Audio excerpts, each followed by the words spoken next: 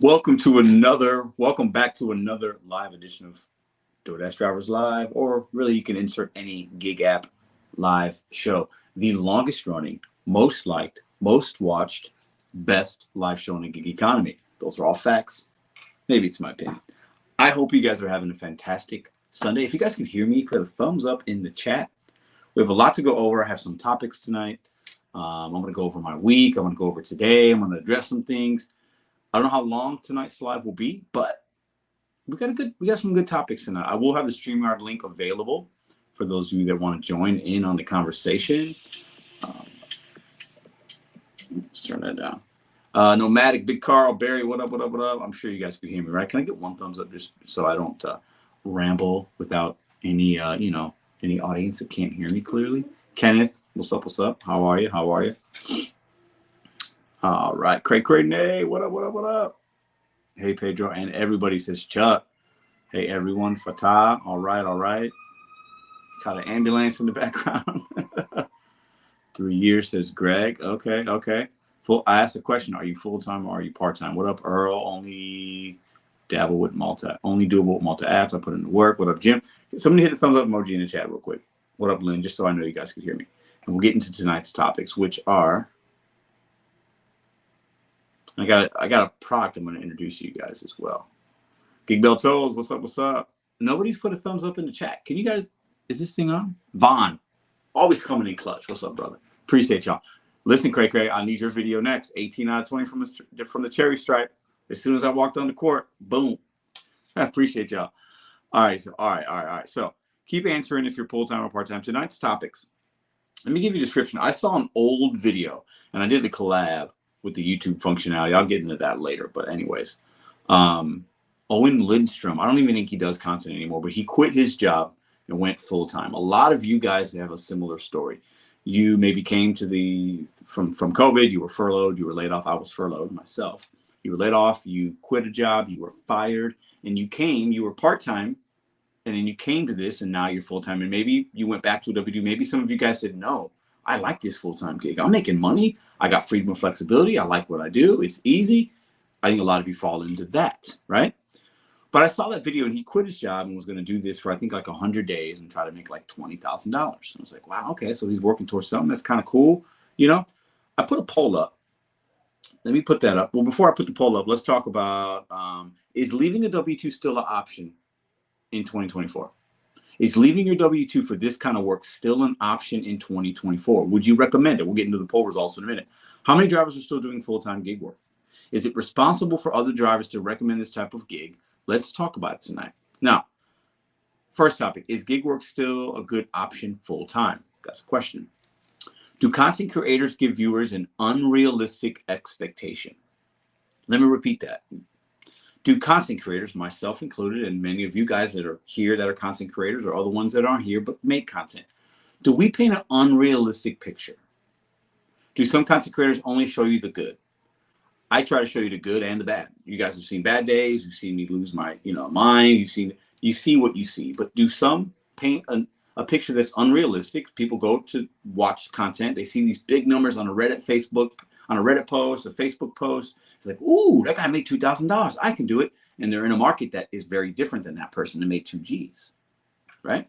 Third topic, are part-time drivers actually better off? Are my part-time brothers and sisters working part-time? Is it better to do it part-time? I don't have the answers.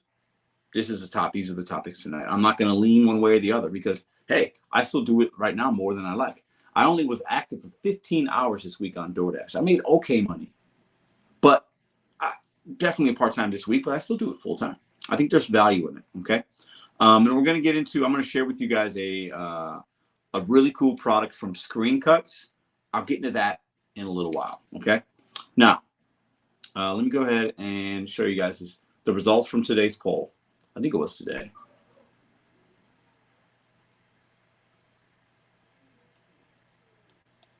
Oh, hold on. Here it is.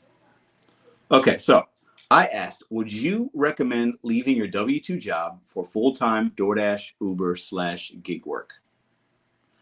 Also, another twist on this, and you guys can answer in the chat. If you had a son, daughter, that was old enough, if you had a niece, a nephew, your grandma, your mom, your dad, your good friend, your cousin, and they were like, hey, I know you do full-time gig work. I'm thinking about leaving my job. What kind of conversation would you have with them? If anybody wants to share that, when the StreamYard link's available, you can do that. So 1.4K votes in under, I don't know, it's like only 6 or 7, no, 8 hours ago. That's not bad. Would you recommend leaving your W-2 job for full-time DoorDash, Uber, gig work? Question mark. 16% said yes. Overwhelming number. 84% you say you would not recommend this full-time. Now, there's no right or wrong answer. Everybody's perspective is different. But I thought that was interesting. I actually anticipated it to be closer than that. I thought based on my audience, there'd be more people that would say yes for various reasons, right? I'll give you my answer. If my daughter's 22, if she said, Poppy, I want to do this full time, or if I got a nephew that is 16, so in 2 or 3 years, if he's in college, he's like, you know what, I don't want a W-2, I want to do this full time. I would ask a couple questions. How long? What's your goals? And if they don't have a length of time or a goal and they're not working towards some monetary amount or something, I would scream from the rooftops, no. Please don't get into this full time. For most people, it's not worth it unless you have another way to make money or something, right? And I've said that before. I'm pretty consistent with that message on this channel. I think this is best served as some side money hustle or to supplement your income, whatever, right? But that Owen Lindstrom guy, I saw his video today. I was like, man, he made decent money, documented it, quit his job because he didn't like it, and was making good money. But he was grinding like a lot of full-timers. You have to put in the time. And most people are working at minimum 6 days a week if you're going to make good money. And many are going to work 7 days for a short period of time or a long period of time. And it is what it is. Work the apps how you want. But is it still sustainable in 2024 as full-time income? I know a lot of people that message on the comments or send me an email or a text say, hey, I'm back to my W-2. I'm back to my trade. I was going to college. I was getting my degree. I was doing whatever. I used DoorDash in the meantime, and it was great. But now I'm glad to be done with it. And it's not just DoorDash. It could be Uber. It could be Instacart. It could be any kind of gig app, right? It could be any type of gig app, right? So let me go ahead. I want to show you guys something real quick as well. Because in the description box, before we get into the night show, I'm going to plug something. I'm going to talk about it. You're going to see a video tomorrow. You guys know I have partnership deals with certain companies. Solo, Moves before they went under. Solo is one I'm very, very happy with. This one is, I'm more happy, but in a different way. This is a product. I don't really hawk products. So I had to deal with some rose company. That was just easy money, if I'm being honest with you guys. Complete transparency. Why not? Hey, make a video. You like roses? Click a link, whatever. Not gig work related. This is a little more gig work related because it can go with your phone device. So I'm gonna bring up a screen. I'm gonna make a separate video. I'm gonna show you guys something. I've had it on my phone for, oh wow, maybe 9 months. And every time somebody sees it, they ask me about it. And I have good conversations with people. It's actually a cool little product. I'm gonna show you guys something first here. That's the logo. That's the boy logo. You guys know it. It's right. You know, that's the logo. Okay. Now, there's a company called ScreenCutz. I'm going to pull them up real quick. This won't be long. I'm not going to bore you guys to death, but you'll have more. It's a pretty awesome concept. Okay. And I'm happy to help a fellow gig driver named Brian out in Los Angeles. I met him last year at Curbivore, and we connected, and we've been working on this. I mean, he's done the work. I've just, we've had conversations. This is a screen protector. Now, they're customizable. Let me show you guys something real quick. Let me remove that. I want to show you guys something real quick, if I can get to it, before we get into tonight's show, okay? So let me click on that. All right, let's do that. Let's do that. Let's go here. I think you should be able to maybe see it. Just a second. Give me a second. And I'm not going to talk to, okay, there it is, ScreenCutz. Now, there's a website. It's linked in the description box. I'll put the link in here as well somewhere. If somebody can grab that link in the description box and put it in the chat, I'll pin it. That would be fantastic, but no pressure. ScreenCutz. Okay, let me go in here real quick. Customizable personalized edge screen protectors for your phone. I use it. I have it on my device. And if you've met me, you've asked me about it and you've seen it. Okay. These are really, really cool. Okay. I'm going to show a video tomorrow on how to get one, but I want to just give you guys a brief introduction to it because I have a deal with these guys and I'm very excited. Maybe one day we'll make it on Shark Tank. I don't know. There's billions of people in this world. Everybody has a phone. If you go and use my code, Mr.BetonYou /5, you get 5% off and you're going to get a free plain one. And you're going to get one that's personalized. There's free logos on there. If you're somebody that's super religious, if you're a patriot and you want a flag, if you want a bird, if you want a Bible verse, if you want this, if you want that, if you want a logo, if you want a Bet on You one, they're in there. And you can also customize your own within the website. And you get a free one that's plain. And then you get one that you purchase from that website. Pretty cool deal. Mr.BetonYou /5. You get 5% off and free shipping. So I'll have a video about it tomorrow, but I wanted to show you guys that. It's called ScreenCutz. There is appreciate that, Craig very much. Let me see if I can pin that. Hold on. I'm going to put it up at the top. Can I pin that from here? Oh, no, I can't. Hold on. Maybe I can do it from here. I can't. Well, Craig put it in there. So you guys are going to have, I'm going to be talking about this because I think it's a really cool product. Think about it like this. You have your phone. Your device. We have personalized things like on our back of a phone. This is for the front. So when the phone is off and it's black, you see the logo, the verse, the picture, the reminder, the whatever you want to put on there, you see it. It's a good conversation starter. You know, your phone's on a table or it's somewhere and like, oh, you know, it's a very unique type of thing. So you're going to get two. You're going to get the personalized one that you make and you're going to get a free one that's plain. Just in case maybe you don't like it or for whatever reason you have a backup. Mr.BetonYou /5% off, free shipping and handling. If you have questions, you can email me. I'm going to be talking about this. I think it's an awesome product. Hopefully one day we make it to Shark Tank and we're millionaires from ScreenCutz because phone accessories is a big deal. Anyways, short plug. Appreciate you guys very much. More on that tomorrow. All right. Waste of money. You could be paid a little rent to my, I don't know what that means. Can they make one that says you're a gig employee? Yes.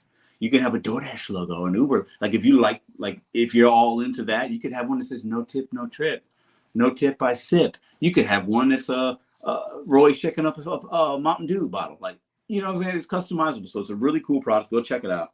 Appreciate y'all. I'll be talking about more about it later on. All right. So let me go ahead. I wonder if my design skill set would transfer over to those. I don't know, Will. I'm not sure. They're like laser cut or something. I'm not really sure. What up, Flex? What up, Robert? Greg? Let me give some shout outs to the people in the building. Will, Formers Content, Chuck, Cray, appreciate you.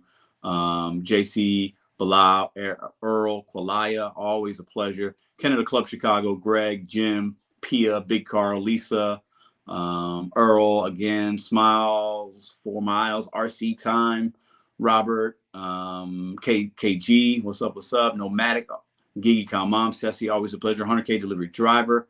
To run this business, you need to be working 50 hours at least. Maybe. If it's your only form of income, I would not disagree with that. What up, April, Barry? All right, I think I got pretty much everybody in the chat. Hit that thumbs up. Let's get some people in here. Let's start the show. Bud Soda, I see you anywhere here in Utica in my market. Dashing Grandpa, what up, Greg? What up, Jeff? What up, Flex? What up, Deborah? All right, so there's one more thing I want to get into that 99.9% of you won't have any idea what I'm talking about, but I want to address one small thing, and then we'll get into the topic. I'll share the StreamYard link. Okay. There is a content creator in St. Louis. His name, I plugged him last week. We talked about him last week. Some people were thinking I was talking about them. I was talking about No Bumper TV. He's in St. Louis. I've met this man. Okay. You guys are going to see content that he makes, and he's saying this, he's saying that. He's got some choice words for Mr.BetonYou. Okay. I want you guys to know one thing. YouTube is entertainment. Me and that gentleman spoke in person today. I pulled up on him because I knew where he'd be, and we talked like men. So if anybody has any questions, any doubts, if you think that something's going on, go to No Bumper TV, go subscribe. He's a fellow St. Louis Dasher. I want him to be successful, and you can ask him about the conversation we had today. Enough is enough. Nothing else really needs to be said beyond that. Men handle things like that. We handle it like men. We are good. So you guys got to also remember, YouTube is entertainment. Keep that in mind. You come to get entertained. Some of you come for tips and tricks. A lot of you guys have to relax a little bit and take it down. Now let's get on with the show. Because he might be here. We'll see. Roy's here. Yeah, Roy's here. Roy's going to be on. We got a special show next week. Roy's going to be on, and Marcus. Some of you guys might know who Marcus is. And I'm going to invite a few other people. We're going to be talking about a subject. I'm not going to say what it is yet, but it's going to be different. But for this channel, I think it's on par. It's going to be a good conversation brought to you by Marcus. It was his idea. I talked to him this week, and we're going to talk about some serious topics next week. So if you're into that kind of stuff, we're going to have the StreamYard will also be open. Definitely want to come for that. Okay. Plan to see. Yeah. Listen, Roy and Marcus. Yeah, it's going to be a good one. I can't wait. All right. So greetings, humans. What's up? All right. So let me go ahead and pin this StreamYard link for you guys real quick. Let me go in here. See if anybody wants to talk about full-time, part-time. Would you recommend it? Would you recommend it to somebody you love to quit your W-2 and do gig work full-time? Now, there's no right or wrong answer. There's a lot of gray area there. What are some of the pros? What are some of the cons? Are you somebody that does it full-time? Let's see who wants to join the show tonight. Let me go ahead and pin this comment real quick.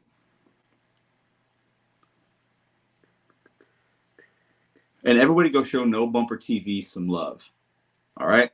If you go to YouTube and type in No Bumper TV, he's got some funny videos. Go check them out. All right, let me go ahead and put this in here. All right, let's see. All right, so let me go ahead and invite if somebody wants to come up. Full-time, part-time, would you recommend it to your grandma where you live? Would you recommend her going 6 or 7 days a week, 50 to 70 hours a week, full-time, quitting her W-2? Would you recommend it to your grandma? We'll start with that. Okay, let me go ahead and do that.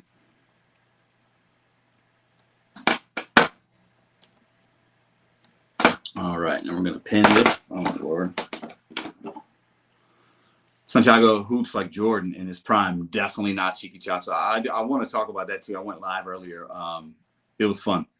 It was fun. But we wound up playing 2 games of full court. It was crazy. What up, Hannibal? It depends on the person. 8 out of 10 people I know I would not recommend full-time gig work. Same, man. Me too. That's what I said earlier.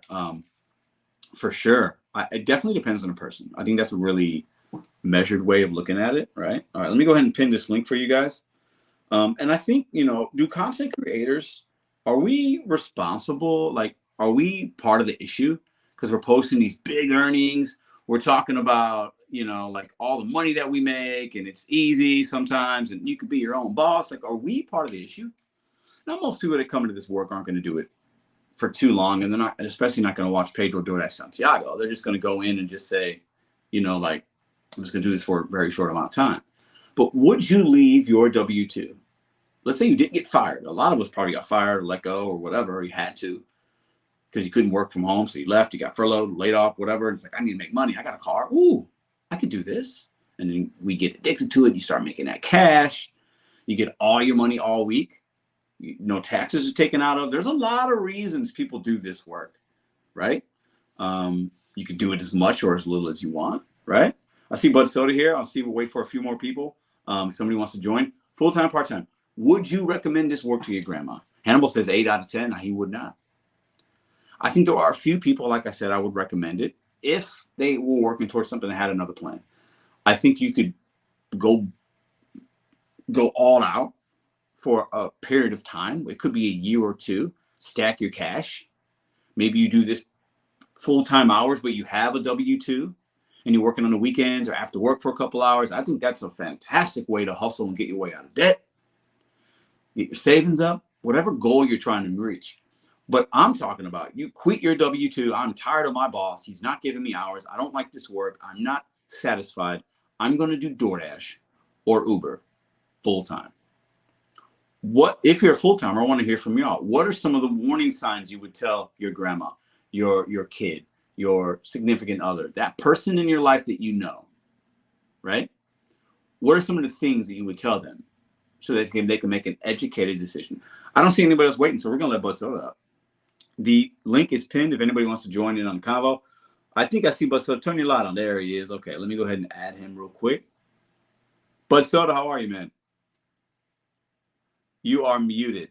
Go ahead and unmute. Can you hear me? Yeah, there he is. I got to say, listen, I'm happy to hear your voice. Some people mentioned you I talked to this week. They're like, where's Bud Soda been? Is Bud Soda okay? I said, I think he's all right. You know, we text from time to time. So very happy mentally, to see. I've been very stressed and not been doing the greatest. I'm taking a friend home right now, so I'm not working. I just got done.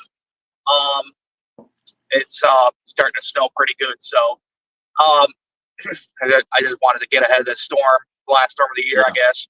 And anyways, as far as working full time, I made that comment. One of my friends, he's actually messaging me right now. His yours must be burning. He literally just crashed and burned. Like, the cars pretty much ran into the ground. He has 3 tires flat. 2 of the normal tires to spare, and it's not like good for him. And a deer smacked him 2 days ago, and so like it could be really, really, really rough to try to do this full time. And I actually try to dissuade people from doing this full time. Now, when people make posts like, "Hey, I'm looking for work," or "I looking for something to do part-time," I say, yeah, just use the gig apps as a way to make extra money or to get by for the meanwhile. Like, I have a friend out way in Laleville, and there's Instacart and Spark out there. And you can make some money. It's just to get you through. It's not really meant full-time. It's extremely difficult for me to do this full-time. I don't make the money I used to.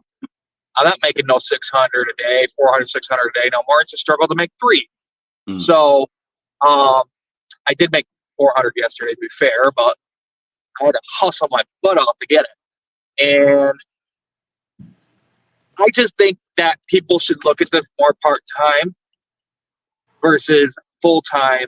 And you better have multiple things coming in. So really, like you got, outside of YouTube, you got your vending machines, you got some people who have personal catering. You just got I'm going to Last Mile app, but that could lead to more things.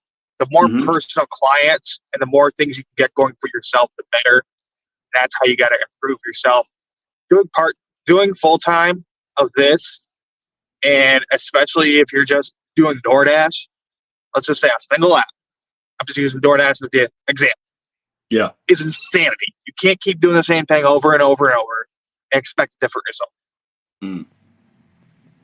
So let me ask you, how many people that you know personally have asked you about your opinion and thoughts on the gig economy and if they should get into it for recently or over the past few years since I've been doing this full time? More recent. Probably about a dozen people within the last month. Over the past few years, I would say at least, I'd say at least 75 people have reached out to me, and people who are close to me, probably at least a dozen. So, I like this comment here. I want to read this comment real quick.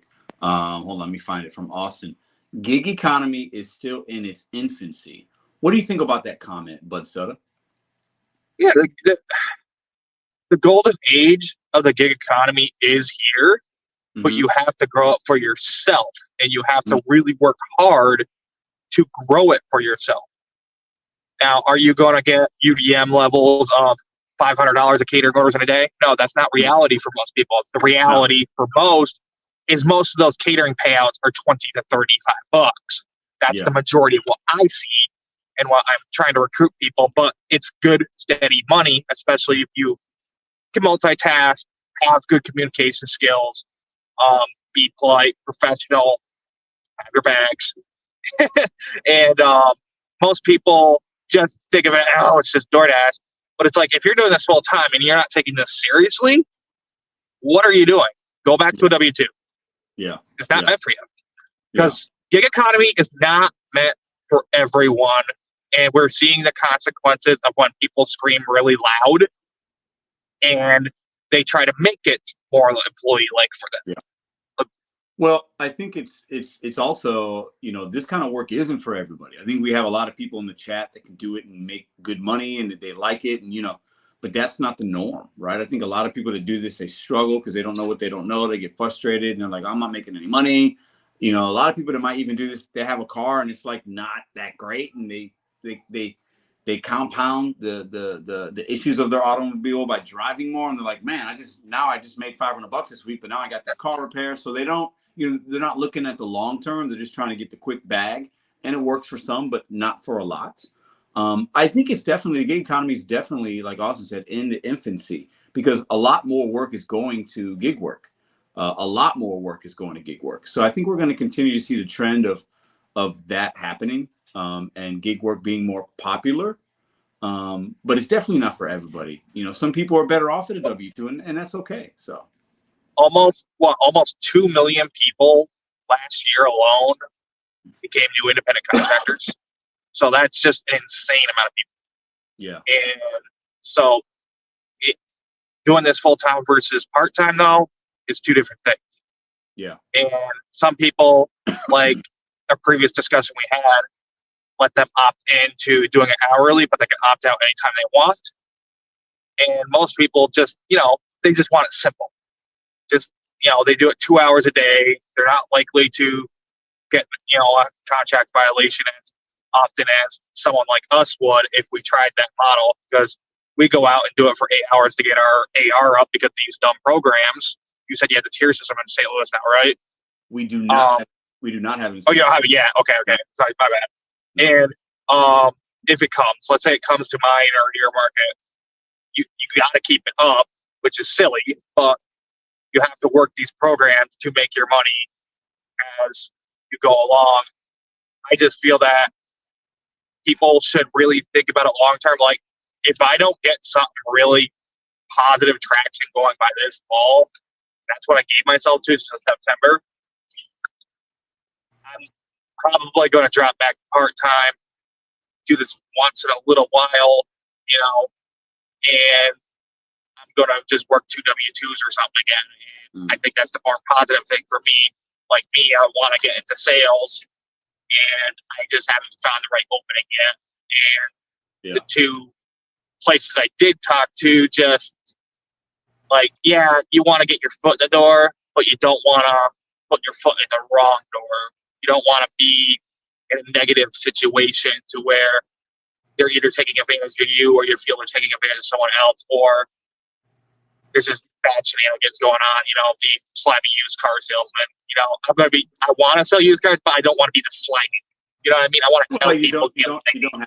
You don't have to be. But, the great thing about what we do and the people in the chat do, whether you're part-time or full-time, is, heck, the money's there. If you put forth the effort and you have a hustler's mentality and you can adapt here and there, and the money is still going to be there in the gig economy. And some of us might be delivering food right now, but a year from now, we might be delivering other things or doing other things as 1099 contractors, as hustlers. So the opportunities are always going to be there for people like Ceci and Cray Cray and Zach and Dan and Bud Soda and Zach. The opportunities are going to be there for us, is what we do with them and how we take advantage of what's in front of us in our market, right? In St. Louis, it's going to be different than places in New York or Florida or Cali. People expect different things. They acquire different things. They require different things. They spend money differently. So the gig economy infancy stage, I think there's some truth to that. We just have to be on the forward thinking apart, like Bud Soda saying, hey, I'm not making as much money. So you're seeing a trend. So now that we see that trend, if it stays that way, what do we do next? Because it's not going to be sustainable full time for all of us. For some of us it will, but for many of us it won't. And sometimes that W-2 option might be something we need to think about, or a different gig altogether. So I think some positive traction could come from if you go towards there's more stability. People always want catering. People, always need groceries. So the more level of service, the higher tier level of service you need. Job sites are always going to need stuff brought to them last minute. So the more of those kind of things you can do, and especially if they're pre-scheduled, the better. And don't look Aldi a gift horse in the mouth, because every single Instacart I took today was an Aldi. So people just snoot their nose up at it. You're not above it.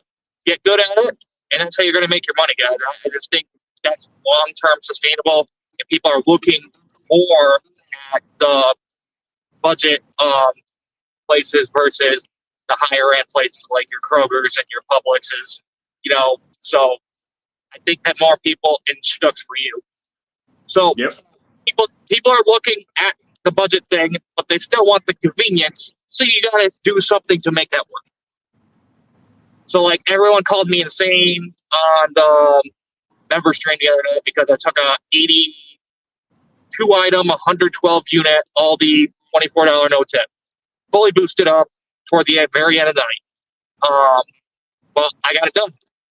And sometimes that's what you got to do to hustle your way through, because there's nothing better to do during that period of time, like 7 at night. There's not really much food orders going on, and there's not that much grocery. So if you see something, take advantage of it and do it. And the more you can hustle, the better. But all right, I'll hopefully let someone else on the screen here. I appreciate the one-on-one time. Belto, I appreciate you coming on and sharing your perspective. And take care out there, brother. Glad to see you on the screen, and we'll talk soon. Take care.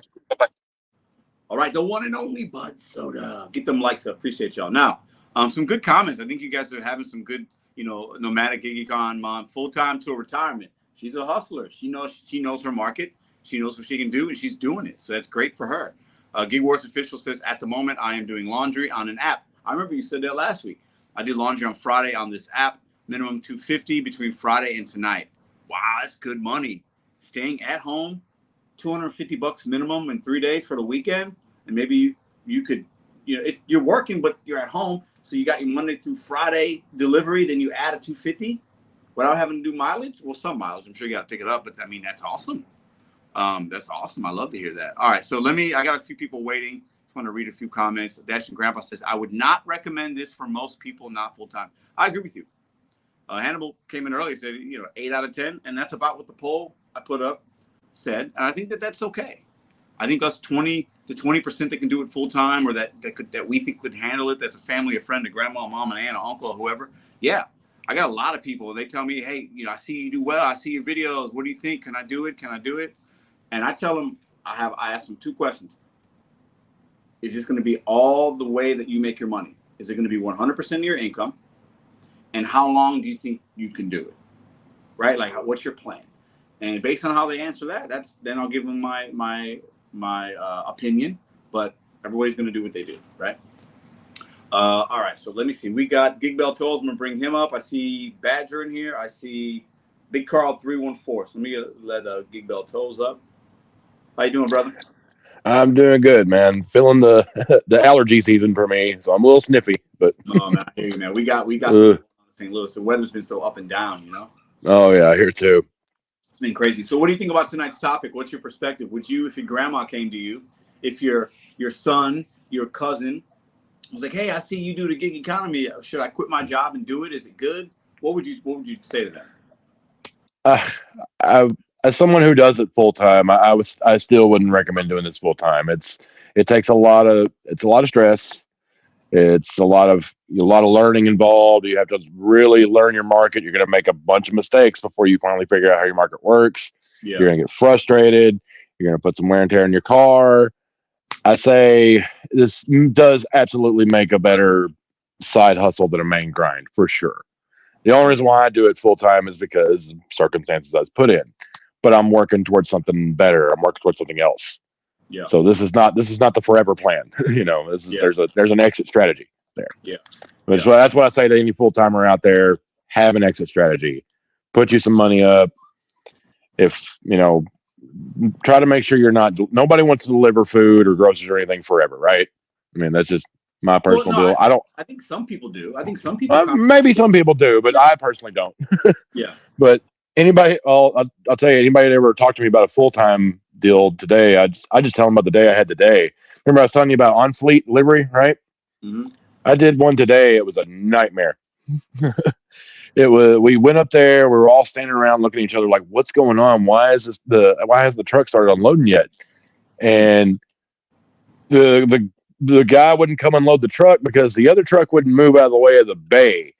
So he wouldn't bring his forklift out there to get the crates off. So a bunch of us got into we didn't get to the back of the truck. They wouldn't let us, but we just would all heave down these heavy crates and drop them down on the floor, and we'd start helping each other, get our orders to the cars and stuff. It was kind of beautiful. We were all unifying together, working together to get it done. Yeah. But after we were done, though, we all hollered and demanded, we want more pay for this, because we did the work. We did what's not in our job description. We unloaded a truck. That's not what we're supposed to do. That's crazy. Yeah, that's nuts. They finally gave in and gave us all $15, but still, I'm sitting there breaking my back lifting a heavy crate. Come on, man. That ain't good. Yeah, I think it depends. People in the chat are saying it depends on the person. I would recommend it for this person. Yeah, that's true. Person. It's definitely going to depend on the person. Maybe what kind of vehicle they have or don't have. Right. Is it reliable? Is it not? I think there's a lot. What market are you in? How often are you going to do it? Like, are you in a dangerous city and you're going to have the only time you do it is late night? That could be a deciding factor for many people. Not my area. You're going to do it from 9 p.m. to midnight after you get off your W-2 at 8 o'clock, and you're going to do it for 3 hours a night in a dangerous city. Maybe that's not the best way to make money. I don't know. No, I couldn't do that. No, not for me. Yeah. I got to see the shirt, man. What is that? Is that Darth? Who is that in the shirt? It's Stewie. It's Stewie in a Darth Vader costume. Oh, okay. Yeah, I could tell the Darth Vader. I was like, I couldn't tell who it was, but that's pretty awesome. That's pretty awesome. Cool. So, anything else you want to share with us on tonight's topic, or any other input? Well, just anybody that is thinking about doing this full time, just really weigh the pros and cons. Like, really think about it. Don't just jump into it like, hey, this guy's making all this money in this market. I could do that too. It takes some studying. You need to really, really learn your market. What's the best spots? Where's the best parking lots to wait? Sometimes you're going to do that. Find your honey holes, just where you get your best money at. Me, I got my honey hole where I get all my catering orders at. So that's where I go. Yeah. But it took me a while to get to that part where I've figured out where to go. Misha, hush. Shush, dogs. Anyway, just really think about it. I mean, if you got a good W-2 that you're happy at, then stick with that and do this on the side. That would be a much better option for you. Yeah, I think that's just my personal opinion. Pretty sound advice. Appreciate you for coming on, man. I'll see you next time, bro. All right, take it easy, man. All right. I got my man Big Carl. So Big Carl is a 314 representative. Let me bring him up real quick. Carl, you with us?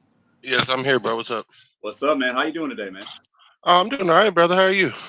I'm good, man. I'm happy to see you on the show. What are your thoughts, man? Because I know you've worked the gig apps in different types of ways at different times. Yeah. What do you think about tonight's topic?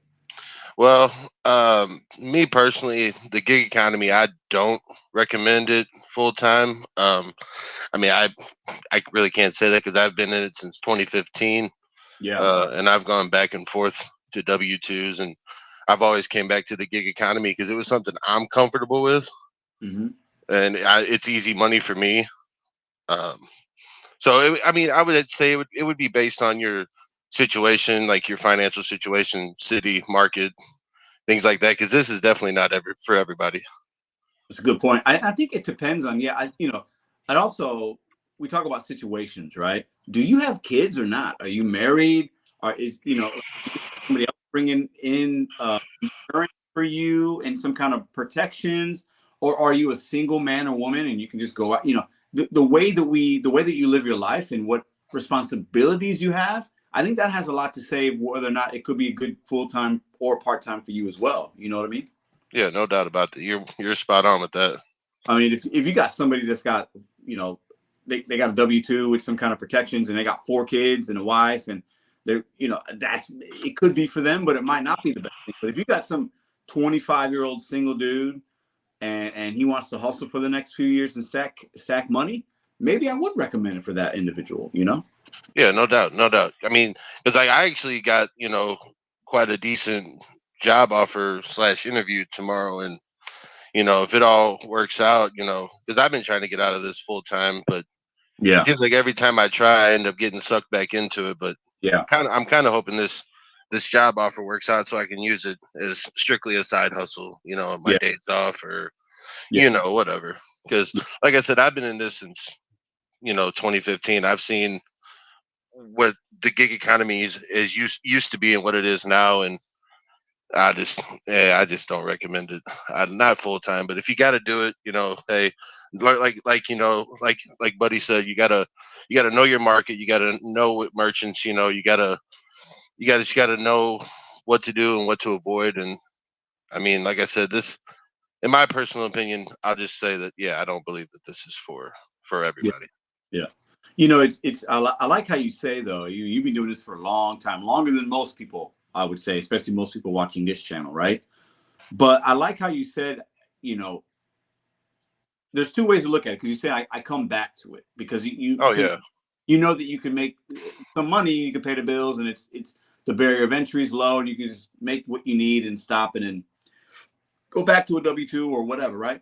So I think that that's a benefit. But then also these apps do a really good job of of paying us just enough to keep us having to come back. You know what I mean? Like having to still turn the app on to make the money. So I think they put us in a tough spot at times, but I'm appreciative of the opportunity that the apps afford me.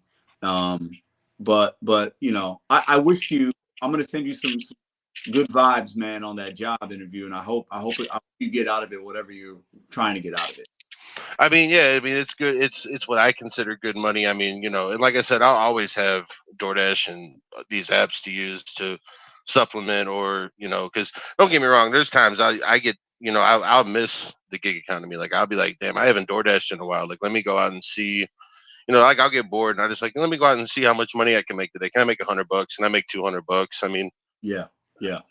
I just, like I said, I've been in it for so long, and I always bounce back and forth. But I've had to make a decision. Like, it's one or the other. Like the W-2, it's good money. There's benefits and all that. So which DoorDash doesn't offer that. Which that's we know that. But you can always have out of market insurance. But like I said, just the hourly wage, the benefits. It's kind of I had to weigh my options, and I'm like, gig work full time, 50, 60 hours a week, or a 40-hour W-2, and I'm like, I think I'm gonna go to the W-2, and hopefully it works out. Yeah. Let me ask you one last question. Did you work? You worked this week? I'm assuming DoorDash and whatever apps you got, right? Oh yeah, no, I put about 40. I think my active time is 46 hours.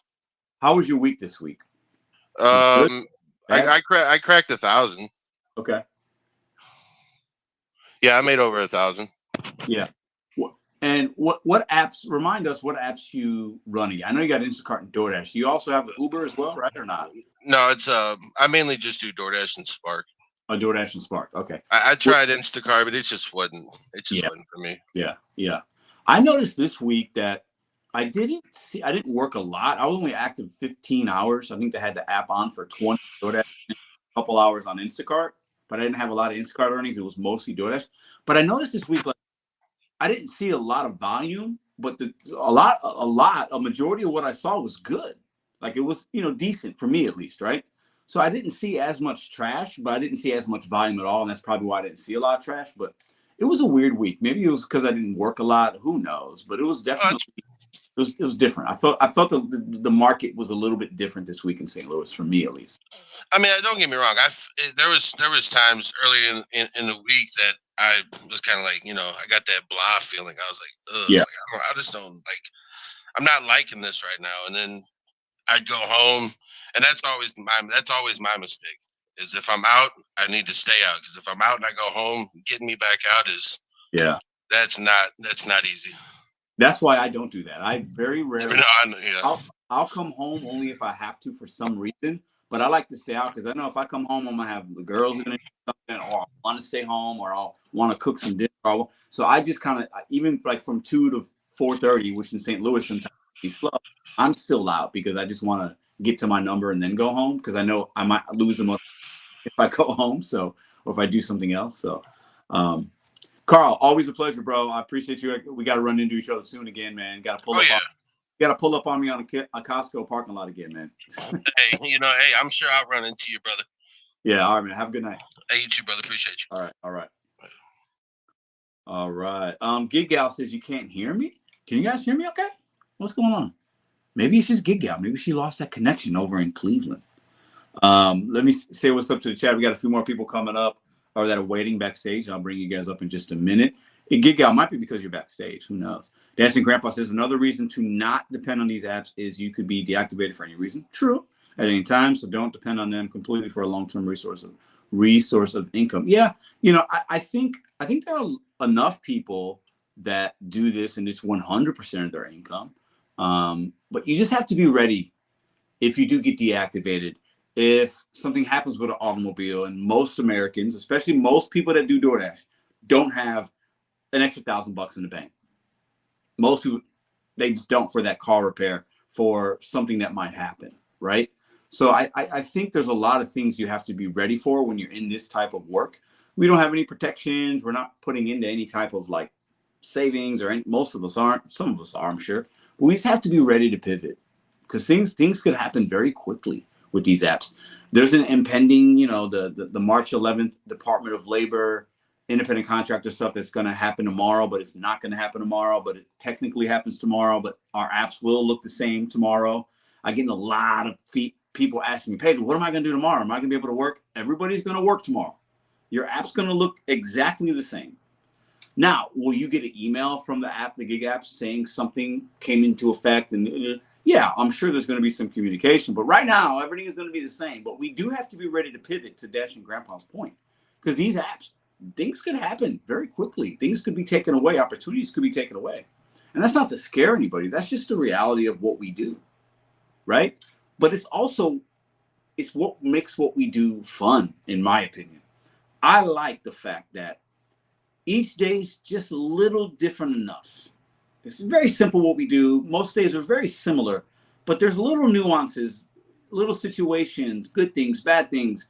I can start at any time. Like those kind of that flexibility that we like to talk about, that some people don't agree with. We have that, in my opinion. I went and played basketball today, full court, 2.5 games. I hadn't played in a long time. My shins are on fire. My legs hurt. I'm sore in a good way. And I have the opportunity, if I wake up tomorrow and I don't feel great, I don't have to fucking work tomorrow. I like that. Now, if you have a W-2, you could call in, but sometimes you call in too many times, something might happen, or you're letting your teammates down at your job, right? I worked restaurants. Sometimes we'd have 1 or 2 people call off. It really messes up a shift. St. Louis, if I don't work tomorrow, it just means there's going to be more opportunities for the other people that work my market, and I feel good about that. And I'll hit the apps harder Tuesday and Wednesday to make up the money. That's what's good about it, right? That's what's really, really good about it. All right, so I see the Stoffel the Badge. I'm going to bring him up, see what he's got to say about the topic. I see Kathy waiting, and I think I still have maybe Gig Gal and Hector. I'll get all of you guys on. All right, let's go ahead and bring up Badger. How you doing, man? Can you hear me? Yes, I can, brother. Doing good, man. How you doing? Awesome. Good to see you. I think we had some connection issues last week a little bit, but happy to see you back. What's your thoughts on tonight's topic? Would you recommend somebody that is in your family or somebody that you know doing this kind of work full time? I would not recommend it. And I agree with some of the other content and creators that have talked about it as well, about how it's depends on your situation, your circumstances, where you're at. If you're like you were saying, you're young, you can just go bang out some money and take care of yourself. Or if you're like me with kids and a family, I can work my schedule around how I want to work it with the kids, making money in between, wife's work. So it works, depending on like if your spouse is working or not. Mine is. So it makes a huge difference on all the different circumstances, which is millions, right? So absolutely. But how long have you been overall? How long have you been in the gig economy? What apps do you run? I've been in the gig economy for probably 6+ years doing Lyft, Uber. I started there. I did thousands of rides doing Lyft and Uber, and then expanded to DoorDash, Uber Eats. That's where I'm at. That's where I'm at right now, is doing DoorDash, Uber Eats, some Uber, some Yeah. Lyft, very Yeah. rare, mostly Yeah. cab rides, people I know, whatever. You know what I'm saying? Let's just be. And with Lyft and Uber, it's gotten way less. Yeah. DoorDash picked up. I've been doing a lot more DoorDash now. So they just let me on the platform in August, and I've got 2,000 deliveries. Nice. So I started also. Since July.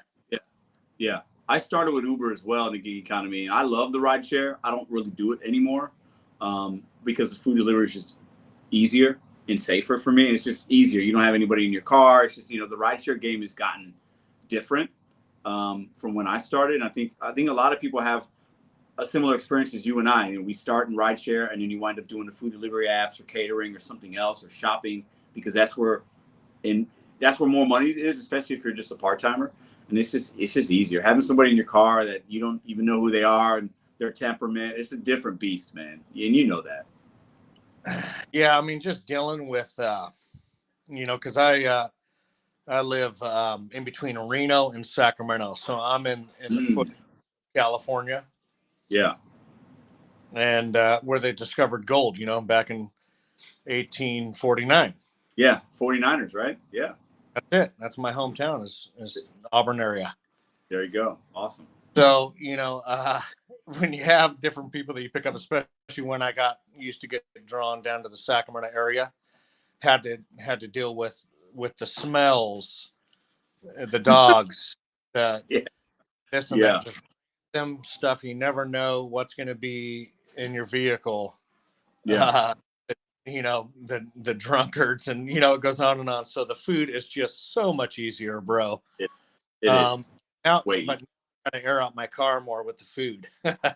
Yeah. And I think a lot of people, we're talking full-time, part-time. I think a lot of people that do this in the rideshare part, obviously you're going to have part-timers, but a lot of ones that are making the big money, and they've been doing it for years, because Uber rideshare has been around longer than DoorDash delivery, right? So I see a lot of people, they're working 60 plus hours, 80 hours a week, and they're doing it full-time. They work every day, 10, 12 hours a day. And a lot of them are rideshare drivers. And they get in the car and they just go, and they're doing the airport runs and the bar runs and the events. And these guys can make good money, but it's a whole nother way to make. It's a whole different ballgame, man. A McDonald's bag ain't going to yell and scream and vomit in your car. You know what I'm saying? But somebody you pick up from a bar, they might do that. And I've had some of that, and I'm sure you probably have as well. So I agree. It's a whole nother level. I used to go up to Lake Tahoe and kill it before anybody else even knew about it. So I was making $65 an hour. Wow. Just chilling in Lake Tahoe as one of the only Uber drivers, which I'm in Donner in 40 minutes. Wow. I could turn the app and run Lyft, Uber, and I didn't even know about DoorDash then. Yeah. Run Lake Tahoe area and just cover the lowest miles possible. It was, you make $1.65 per mile and 33 cents per minute, and and everyone's tipping because they're all happy, having a good time. You run into people with a lot of money right there on the lake, and then before you know it, the gig economy caught on, right? And then they put all their advertisements out there. Yep. And then you had, and this is only a few years ago, bro. Mm-hmm. And then I guess it was right before COVID. So yes. I guess 5 years. Yeah. Yeah. Years. Yeah. So yeah, a lot's changed, and they're making it more difficult on us. That's why I do have other gig work. I'm referee, do all that kind of stuff. I've been playing ball since I was a kid. And went to like junior college level playing basketball and whatnot, playing Matt Barnes over the years and doing this.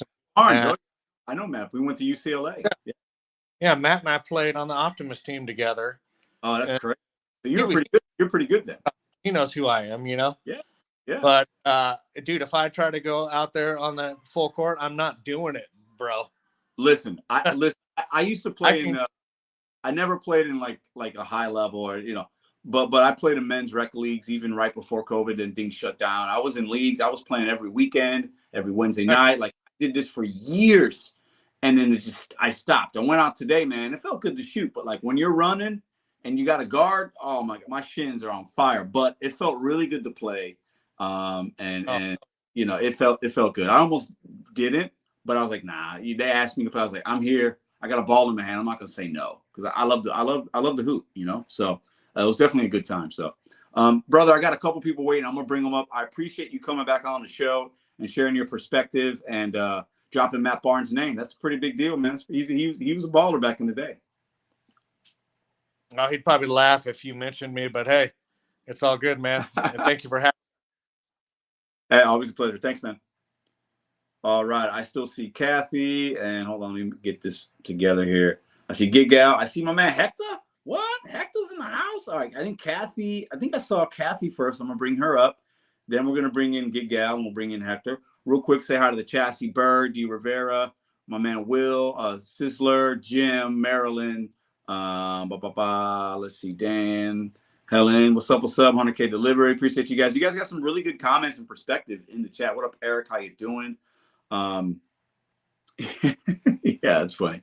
But I think this topic is something that a lot of people, we don't, and I want to also, just before I bring up the next few guests here, we talk about content creators, right? And we talk about these thumbnails, or you see the thumbnails. Look at me, I made this much. I'm going for this much today. I made this much today. We see people talking about, and it's good. We should, some people might call it bragging. Sometimes I do. Some people just talk about sharing their success for the week because they hit a goal. Hey, I had my first $1,000 week. I had my first $1,500. Man, I made 2K, Pedro. Or I made 500 this week in a couple of days. Like whatever that is, and it's that benchmark, and you hit it. It's exciting. It feels good. It feels good when you go out there and you have a good day. It's a great way to go home, right? And then we have other days, right? So some people might only see the good days. Oh, Pedro made $2,000 in 4.5 days. Yeah, I did that. But I worked my ass off that week. I've never worked as many. Like that was every day, waking up early, like grinding. A lot of deliveries in those 4.5 days, right? And could I do it again? Sure. Do I want to? No. But some people might come to that video and be like, oh man, I can do that. Should I not? I don't like my Taco Bell job. Should I quit? They don't like me. I got a car. I'm going to make $2,000 in 4.5 days. And they go out there and they work 12 hours a day. It's 4.5. It's like they only made a G and they're disappointed. They're like, oh my God, this guy made 2,000. I only made 1,000. So there's two sides to that. There's the successes, which we should champion and celebrate. But we also have to paint as content creators, in my opinion, a realistic, we have to be realistic. We can't only film and show the good stuff. We got to show the $2 orders. We got to show the customers that don't tip, the ones that are good, the ones that are bad, the bad merchants, the good merchants. We have to give a realistic perspective so that when people do come to social media, Reddit, Facebook, Instagram, TikTok, YouTube, whatever, they're actually seeing like, oh man, is it good? Is it bad? I hear from the customers, these viral TikToks and all these crazy things, but then I see the DoorDash drivers saying they're making good money. Some are saying they're not making any money. So we have to be, as content creators, in my opinion, we have to be respectful of the viewers, and we're sharing good information. And it's relative to our marketplace. And we say that, hey, I made this in St. Louis. If you're in Reno or Tahoe or Florida, it might be completely different. If you're a gig gal and you're in Cleveland, our markets are probably pretty similar, but there's differences. I went up to Cleveland. There's differences, logistic differences, marketplace differences, different merchants. So we have to be, as content creators, and for all my fellow content creators, we have to paint a realistic approach to what we're doing. We can't, in my opinion, we shouldn't be. It's irresponsible to just every video is, I made $500 today and everything's great. And I actually don't think a lot of people do that anymore. I think we used to see that. I think right now we have some good content creators sharing real results in real time. A lot of people going live, and it gives the audience and maybe new people that are thinking about doing this a realistic perspective. And I think that's actually really good. All right, let me bring Kathy up real quick. Kathy, how are you, dear? I'm hopefully we'll be doing good. Hopefully see me. I don't know if you saw, I don't know if you saw, but I'm kind of excited. So, you know, I'm the one that does Spark normally. Yeah. And you know, all the issues that have been going on. Last time you were on, we talked about that. I remember. Well, I am very hopeful. We have a meeting with corporate coming down to the store tomorrow. Who does? We do, the Spark drivers. How'd you do that? So what happened was, you know, well, you know, this crap's been going on for 9 months with the fraud, illegal bots, whatever. Yep. So many accounts. And the store is kind of getting fed up, of course, with it, but they don't necessarily know how to handle things. So they were more like, hey, well, if corporate tells us, then it's chain of command, then it'll dribble down. So the OGP manager for like that department is like, you know, I can get a meeting set up with the store manager. And I'm like, cool, but we never really like set it up like in the last week and a half. And then I found out from one of the other coach managers, had said that actually regional was coming. And I then talked to the OGP manager and I said, hey, since your regional is coming, is it possible to have this meeting with the store manager and regional? Interesting. So how many of you Spark drivers are going to? Well, there's going to be more than about, you know, 2 hands at this point. We really wanted to make sure that the people that were involved were people that have been doing it for a long enough term, you know, seeing the changes that have happened. Not maybe just the weekend warriors, but maybe that are actually doing it every day. I also wanted to make sure, since this is, you know, trying to get, you know, our point across, we don't want any hot-headed people walking in there raising Cain. Yeah. That's the biggest thing. Because, you know, that could just ruin it. All it's going to take is one person to set the tone and they're like, okay, we're done with you folks. That's it. I said, we need to run this like a board meeting. We need to run this as a civil debate if possible. We cannot go in there acting like a bunch of jerks, you know? I think it's really good on them for doing this. So I think you got to respect that. And they should respect. I think they're showing respect to you guys for holding a meeting, knowing something's going on, wanting your perspective. So I think if you show them that respect and listen, but then give them real honest feedback, but in a measured way, I think this is great. I think this could be a win for you guys. Who knows what's going to happen? I've been hearing Walmart's been trying to crack down on some things and they've got new measures in place. So I think that that's a good thing. It's hard to fix everything, but it looks like they're taking a step in the right direction. Yeah, I'm really excited because like the OGP manager for that department basically said this is going to be the first of its kind that he is aware of. And this regional that's coming in basically covers 9 stores. And I have, I belong to like this Spark uncensored, you know, like one of those groups where everybody can pretty much say stuff on Facebook. And there are a few that are a couple neighborhoods over. And I've even said, hey, we're going to have this meeting and you're technically in the region. Would y'all like to come on down? So we've got a few of them also coming too tomorrow. So I'm hopeful we'll see, because again, I don't know. Do I need to go find a W-2 job? Because they're taking over and the store is getting ripped off left, right. And, you know, why is asset protection not doing anything? You know, they're basically saying they can't hold them accountable. They can take the items away. But hell, if that was my store, you're going to be going to jail for stealing. You know what I'm saying?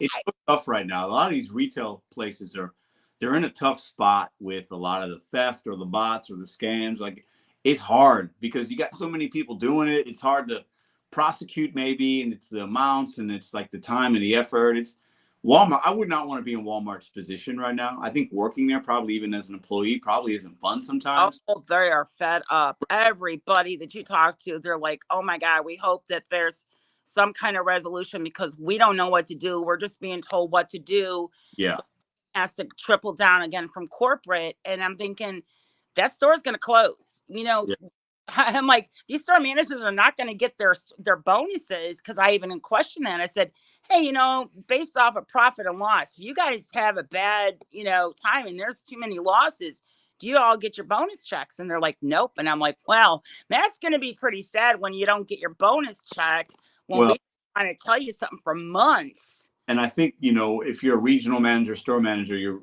they might be seeing that, and that's why they're trying to fix the issue, I think, which is great. I do want to ask you. Yes. That, by the way, I think that's good. Let me know how that goes. let us know. But Will do. I want to ask you one question. Would you recommend this work full time to somebody, a friend or whatever? They came to you and said, Kathy, I'm thinking about doing this full time. I know you do Spark and stuff. Would you recommend somebody leaving their W-2 to do this full time in 2024? Not currently. Not currently. There is, at this point, there's no job security. I mean, with the W-2, you know, you work, put your 40 hours in, you know what you're going to come home with at the end of the week, whenever, you know what I'm saying, your weekly pay. With this right now and the way the rising costs of everything in the world are right now, it's too much up and down, up and down, up and down. And you could have a bomb ass day the day before and then do nothing for 2 days and it could suck. So there's no, it's just too much up and down. It's a roller coaster. And then it's fine if you can, if there is somebody in the family that's got a W-2, I would say fine. If you're single and you're self-supporting, it's rough. And that's kind of like where I'm at right now. I'm self-supporting. I'm getting married in August, but that doesn't help me today. You know what I'm saying? It's the future down the line. It's scary. You know, I used to be able to go depend on like 150 to 200 a day. You know, I can't. I can't anymore. And so it's just like I can go out there and with the best intentions. And yeah, I can throw on other apps, but you know, then maybe DoorDash is oversaturated or I can't get on during that time because, you know, I didn't schedule a time or Instacart's not doing so great because maybe Sundays are better and it's Tuesday. So it's a roller coaster. I wouldn't necessarily recommend it. Unless you are a tough cookie, that's pretty much it. And you can bounce with the best. So, you know what? I like that you just said that because we have a lot of tough cookies that watch this channel in the chat, you know, and it takes a certain kind of individual, you got to have a tough mind and spirit and mentality. Yeah. To do it full time for sure. So I like that you said that. Kathy, thanks for coming on. I got a few people waiting. I'm going to bring them up. All right, I'll keep you posted. Definitely do so. Good luck tomorrow. Thank you so much. Thank you. You're welcome. Shout out to Kathy getting a meeting with the regional and store manager at a Walmart to talk about issues that are affecting Spark drivers. I need to give her a round of applause. I ain't never done anything like that. I mean, that's pretty cool. That's how you can impact change. Talking to people that are directly impacted by how you're impacted, and that could help you. I think that's amazing. I see Hector waiting. I see Gig Gal. Let me bring Hector up. Hector, what's up, brother? Are you with us? Yo, what's good, man? What's good? How are you? Good? I'm doing good. First of all, man, I wanted to let you know I put the clamps on you any day of the week. You just tell me the name and the time, bro. You know what I mean? Anytime you're in St. Louis, bro, I got a guest room for you. I'll get you nice and ready and rested so we can play one-on-one any day of the week, bro. Any day. I don't think you want me in your house, bro. Sometimes I be farting and it kind of stinks, so you don't want to smell that. Yeah, but yeah, I saw that video, man. You got a clean jumper. I'll tell you that. You was working on there. I say you got a clean jumper a little bit. I'll give you that. Appreciate it was that. Pretty clean. Yeah. It's easy to shoot by when you're shooting by yourself. It's not hard, but when you're playing, I'm a better when I play. And today was okay. I'm definitely not as good as I was 3 years ago, but it was fun just to get out there, man. It was a beautiful day in St. Louis. So I was like, I'm gonna, you know, I went live too because I wanted to see my shot, and you know, I wanted the people to see that, you know, it's not always about DoorDash. You got to go out there, enjoy the weather, do something you love. So it was a good day today, man. I appreciate you saying that. But before we continue, what was the final score? How many points did you guys play till? Oh, we played 2 games. We played one game to 11. We lost it. We played the second game to 7, and we won that one. Okay, all right. So it wasn't that long. It was all right. That was like the perfect game. Yeah, they weren't long, but they felt long. But we had there were some dads out there, and there was a couple smaller kids. One kid was actually really good. I don't mind playing with the kids. So like the intensity wasn't ramped up all the way, but it was a good little run. And I love playing with kids. I used to coach, so I like doing that. I like seeing kids play ball and have success, and you coach them up a little bit as they're going. So it was a fun time, man. It was really good. That's good. I like to hear that, man. You're making me want to play baseball now. I need to get back. Baseball's coming, man. Season. You already know, bro. I'll be sweating like a pig if I throw a baseball right now. Get out of here. But tell me, listen. So everybody is watching it. We're not talking about DoorDash because me and Hector have other things in common, which is great. But what do you say to somebody, as somebody that's been doing this for a while, and you do other things and have done other things? What do you think about the state of the gig economy in 2024? Would you recommend it to somebody full time if they're leaving the W-2? I mean, absolutely not. I mean, and I think a lot of things, I mean, one of the things that haven't been brought up is what's been going on in the past year and how the apps have been transforming, been changing. There is no like constant, like it used to be stability, but now we could say like the past 7 months, there has been this change from, you know, and even you did this before where, you know, you did videos where you were able to cherry pick orders. Well, you can't do videos like that anymore. Nobody can. Cherry picking to me is officially dead. You know, that was, I think so. I think so. And that's the only reason why I would tell somebody not to do this full time, because you can't cherry pick anymore. I mean, on DoorDash, I'm not talking about the other apps. You know, on Uber, I've been doing okay, but I'm talking about specifically for DoorDash, you cannot cherry pick. And then the worst part about it is once they drop that tier system, it's over. It's over. Is the tier system in Houston? No, it's not in yet, but I think you know Ricky in Texas probably has it, but he's on the east side. I'm more in Houston, but I don't have the tier system yet. But I see it's dropping because I've been noticing the oversaturation of people in my market. They were offering for like 2 times in 1 month, they were offering $1,000 for a referral. That's crazy, man. That $1,000. They did it twice in a month. It was $600 for me and $400 for the person. So it was like $1,000 total for the referral, right? So they're really trying to oversaturate the market. And what I've noticed is that I've been sitting around a lot in my market for orders. Like sometimes I'll be sitting around for like an hour. I never used to do that. Never used to do that. Like it's been like the past, I would say 3 to 4 weeks, just sitting, not getting orders on DoorDash. You know how Uber is. Uber is like $3 for 11 miles. Like, what the hell is this? Like, I'm not even doing that even on my nightmares. Like, get out of here. Like, you know, so it's completely changing. I think some of the full timers or people that have been doing this for a while are being impacted by the new drivers, and even ones that are just part time weekend warriors. Now they're working Friday, Saturday night. They're taking away what we used to see last year or 2 or 3 years ago. So we're sitting in our car, not seeing a lot, and what we see sometimes is trash, depending on if you're in a tier program or you're not, or you're a diamond or you're not. Like, so you can't. And to your point, the cherry picking is definitely very, very different. It's 100% dead. 150% dead. And I think the reason why is because of, you know, I think what they're doing is that, especially with DoorDash and Uber, this legislation that's going on in Seattle, Prop 22, New York, I think that the algorithm, they're slowly putting it into the code where they're starting to slow down how much money you make as a full-time driver. I think they're going to hit, like, I remember Tony Shu had an interview about a year or so ago. He said something that he wanted earn by time and earn per offer to make the exact same amount of money.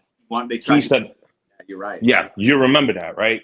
So he said his goal was that earn by time was going to be as lucrative as earn per offer. I'm like, yo, what the heck is this guy talking about? But I've been seeing it. I think instead of you getting the best offers now, I just think they're matching the hourly rate of what you get in your EBT market. That's what I've been seeing. I've been seeing that a lot. So I have shifted now because, you know, of course, in the gig economy, I have, you know, you got to shift. There's just no other choice. When the bills start piling up and you're putting it on your credit card, you got to shift. So now I've been doing rideshare. I've been officially doing rideshare, and that's been more lucrative. Because another thing too that I think we don't talk about is the emotional side of it. Like, it really messes with your emotions. These gig apps, it never used to be like this. 5 months ago, you could work your money, boom, you used to be happy. Like, okay, I got a goal, I'm gonna make it, and that's it. Now it's just so up and down. You have to have, no lie, at least like 7 or 8 apps in order for you to make the money that you're used to with versus like 2 apps. You know what I mean? No, you know, a lot of markets, I think that's definitely true. Right, exactly. Yeah. And I think, you know, you touched on like the mental side of it, you know what I'm saying? The mind side of it. We're going to talk about that next week. And if you're around, I'd love to have you on, because I think sometimes we don't think about how working these apps, especially full time, it can get to you. Not everybody's the same, but it starts to kind of wear on you, especially when times are tough, especially when you're used to being able to cherry pick, or I only got 1 or 2 apps, now I got 7, I got more apps to juggle. It starts to, and this goes to my point of it being sustainable for most people. It can start to wear you down a little bit, you know? I mean, it just can, you know? Well, I mean, the biggest thing for me is like, you know, I mean, you come from a background where we have a job resume. We know how to do a job. I mean, delivering food is so freaking easy. You could just say one word, which is DoorDash. You could go to a store and be like DoorDash, and that's it. You don't even got to say nothing else. You don't even got to talk. You don't even have to learn English. That's your new word. Good DoorDash. point. That's it, right? So like, for me, I feel like when I do my job right, I get a contract showing up on my phone. It says diamond order, $11 plus or something like that. And I fulfill that order correctly. Well, guess what? Chances are DoorDash is not going to send me that same offer when the person orders the next time. They're going to send it to a new driver who can't read the phone properly. And I've seen this in my market too. These new drivers, they come in, they take the food, and the lady saying, hey, you forgot the drink. And they're like, haha, okay. And it's like, all right, but you know, at the end of the day, this is a very easy job, not only for us, but for everybody. And it's like, if somebody's tipping really well and you can't even remember like the basic drinks, what comes with it and stuff like that, don't be surprised when that person doesn't tip that well. And if not at all. And I feel like a lot of these gig apps, they really fail us in terms of not giving us the contract back that we already fulfilled in the first place. When the person gave us 5 stars, you know, we did everything we could. And I just feel like that's where the lack, and I talked to you about this before, that's where the separation of the contractor and the customer and the merchant really separates. And that's why there's so many issues on the back end with like, you know, merchants getting their food stolen. You know, now they're putting food behind the freaking counter. Now you got to confirm for pickup. Like it's completely changing. It's completely changing. And it's not because of us, because we do our job right. Because trust me, I've been working my market. They love me. You know, they don't even ask me to confirm because I already know that they already know me. Is everybody else that ruins it for everybody. Yeah, man. And No, you're right. You're right. I think, know, you know, sometimes I'll use an old line from Roy Will Be Roy. He talks about the worst enemy of a dasher is a fellow dasher, a bad dasher. They make our job harder than it needs to be. Because to your point, Hector, this shit's easy for the most part. We have frustrations. You got this. You got a bad drop off. No gate code, but we're picking up and dropping off for the most part. For real. I mean, unless you're doing extensive shopping or long road hauls and heavy weight. I mean, most of us are picking up Chipotle, McDonald's, Pizza Hut. Like, that's not that difficult, but the merchants and fellow bad drivers are the ones that make it hard for guys like you and I and people in the chat, you know? And that's why they're putting these tier system, these things out, is because I've been talking about this for, you know, with some other people for a little bit. I feel like the reason why they're moving, everybody's going to get the tier system, because I already knew what's going on. They're oversaturating the market completely, and they're oversaturating it to a point where like you don't see orders, and then boom, they're going to hit you with the tier system. That's exactly what's going to happen. So hopefully with the tier system, which I've been hearing good and bad stuff about it, maybe it'll weed out some of the new drivers, and they'll probably get discouraged and stuff like that. You know what I mean? Maybe that would work. But you know, other than that, I had to make a shift. You know, I recommend people like, you know, if you're not doing good with one app, like do something that, you know, that can make you more money. Like for me, I was intimidated to do rideshare. Yeah. Now I'm not intimidated no more. And I thought of a plan. You know, I think that guy that you had, Jeff from barbecue, whatever. Yeah, I don't know. Yeah. Right. He specifically does rideshare. I started listening to his channel, and, you know, he was saying some stuff. I'm like, you know, maybe doing private rides is really good. So, you know, me and you, we come from a background of like restaurant industry. So we know how to talk. We know how to read people. Like, I'm really good with that. Like, I could get a customer can come into my car, and I could tell right off the rip by saying hello to them if they want to talk or they don't want to talk. Absolutely. And the people that I talk to, bro, I'm not lying to you. I had this, you know, that was a few days ago. You know, surge was really hitting. It was 4 o'clock in the afternoon. I got a great surge, $22, 9 miles. I picked the person up. It was a great surge, right? And I told to the lady, she's a bartender from Saltgrass, and we just chopping it up and stuff like that. And I asked her, I was like, yo, how much did you pay for this ride? She told me she paid $55 for a 9-mile trip. Wow. And I said to myself, And I told her, I was like, listen, I don't want to give you my personal number because I want to separate the personal from the business. I said, that could have been my money. I said, I would have even had charged you $50. I would have charged you 40. She said, you know what? At the times that I start, I would have given you 40 all day. You charge her 40, you're saving 15, and you just made an extra 18 or whatever. I mean, and that's where, you know, you have to make sure you're properly insured and things. But if you could figure that out or not, whatever. Right, yeah. That's what I'm saying. A game changer. You do a few of those a week, that's extra money in your pocket, man. Right, exactly. So it really brought that back to me, because let me tell you right now, and I know you're probably going to talk about it more next week. You know, sometimes these apps can put you in a state of feeling defeated and feeling like you can't do more in life sometimes. Like, I know everybody, I don't care what anybody says in the chat or anything, even you, Pedro, there have been one day or two where you just was doing the apps, you're not making money, and you're feeling like shit. And maybe it's like, you know, maybe it's a combine of like personal situations. And then on top of that, you're not making good money and you just feel like shit. Well, the rideshare kind of motivated me to switch from that, because I was kind of feeling like that. And now it's motivated me to, like, you know, talk to people, mingle with people. And it got me into that restaurant mindset of what I used to be, you know, doing this for 10 years. Yeah. And I realized that that's the shift that I need to do. I need to expose myself, and people treat you better in rideshare, man. I'm going to tell you right now, like 7 out of the 10 passengers that come in my car completely rate me 5 stars, and I always get a tip. I always said I loved rideshare, man.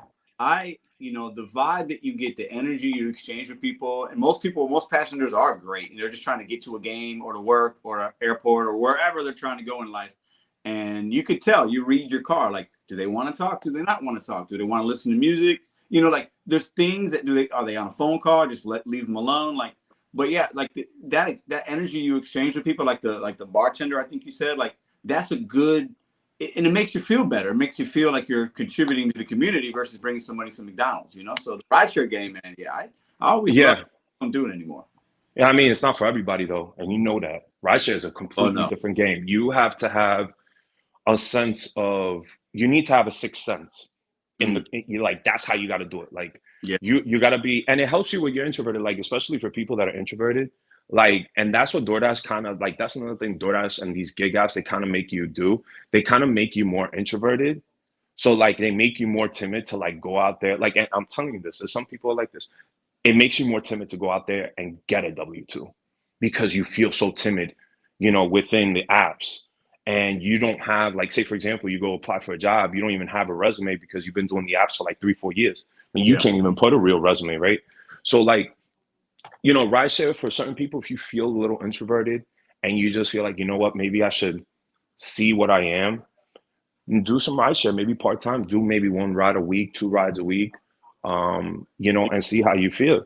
And, you know, it could take you, it could help you boost your ego, boost your confidence, and it makes you want to do more things in life.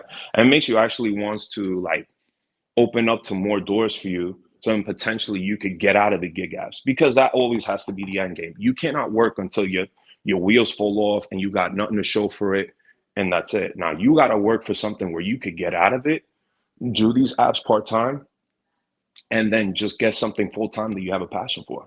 You know what I mean? Well said, brother. I appreciate you, man. Hopefully you got some time next week to chop it up with Marcus and Roy and some other people I invited on. So if you got the time, man, put it in your calendar. I'd love to have you on. Oh, yeah, for sure. And yeah, you know, when I fly into St. Louis, man, don't be scared when I put them clamps on you. All right. Listen, I'm waiting for you, Cray Nay. My man Dash and Trader, he's already out here. The Amazing Hustler hit me up. Welty, like, we can do a whole 3-on-3 tournament. Bro, I got a nice vertical, bro. I'm like 6'3". I'm letting you know right now, man. Listen, I got no vert. I got 0 vert, but Hector, I'm fast, bro. I'm really quick with the ball. I got good skills. I'm gonna hit an open shot, but I'm quick. I'm gonna let you know right now. I'm gonna have to let go of the mangú, the queso, the salami, el arroz, habichuela, de todo. Like, I'm gonna go on a serious diet, bro. I'm gonna go on a juice cleanse for you. And you're gonna salad. You already know, my man. Yo, take care of yourself, all right? I appreciate you, man. Thank you. All right, thank you. All right, great combo. And a Gig Gal's waiting. We're bringing her up in just about 15 seconds. I appreciate you, Gig Gal, for waiting on. Appreciate the chat. Hit the thumbs up for your boy. We're having some great conversations. Full-time, part-time. Would you recommend it in 2024 to somebody that you love? Does it depend on their mindset, their hustle, how long, you know? And do you think you're going to be able to do full time for the next few years? Or do you think there might be some changes via legislation, saturation issues, whatever? Your car, how long will your car last? There's a lot of variables, a lot of factors. Let's bring up Gig Gal from Cleveland is a city where I come from, so run, run. What's up, Gig Gal? How you doing? Oh, you're muted. Unmute, unmute. How's it going? It's going good. It's going good. Listen, I got to give you some flowers real quick, okay?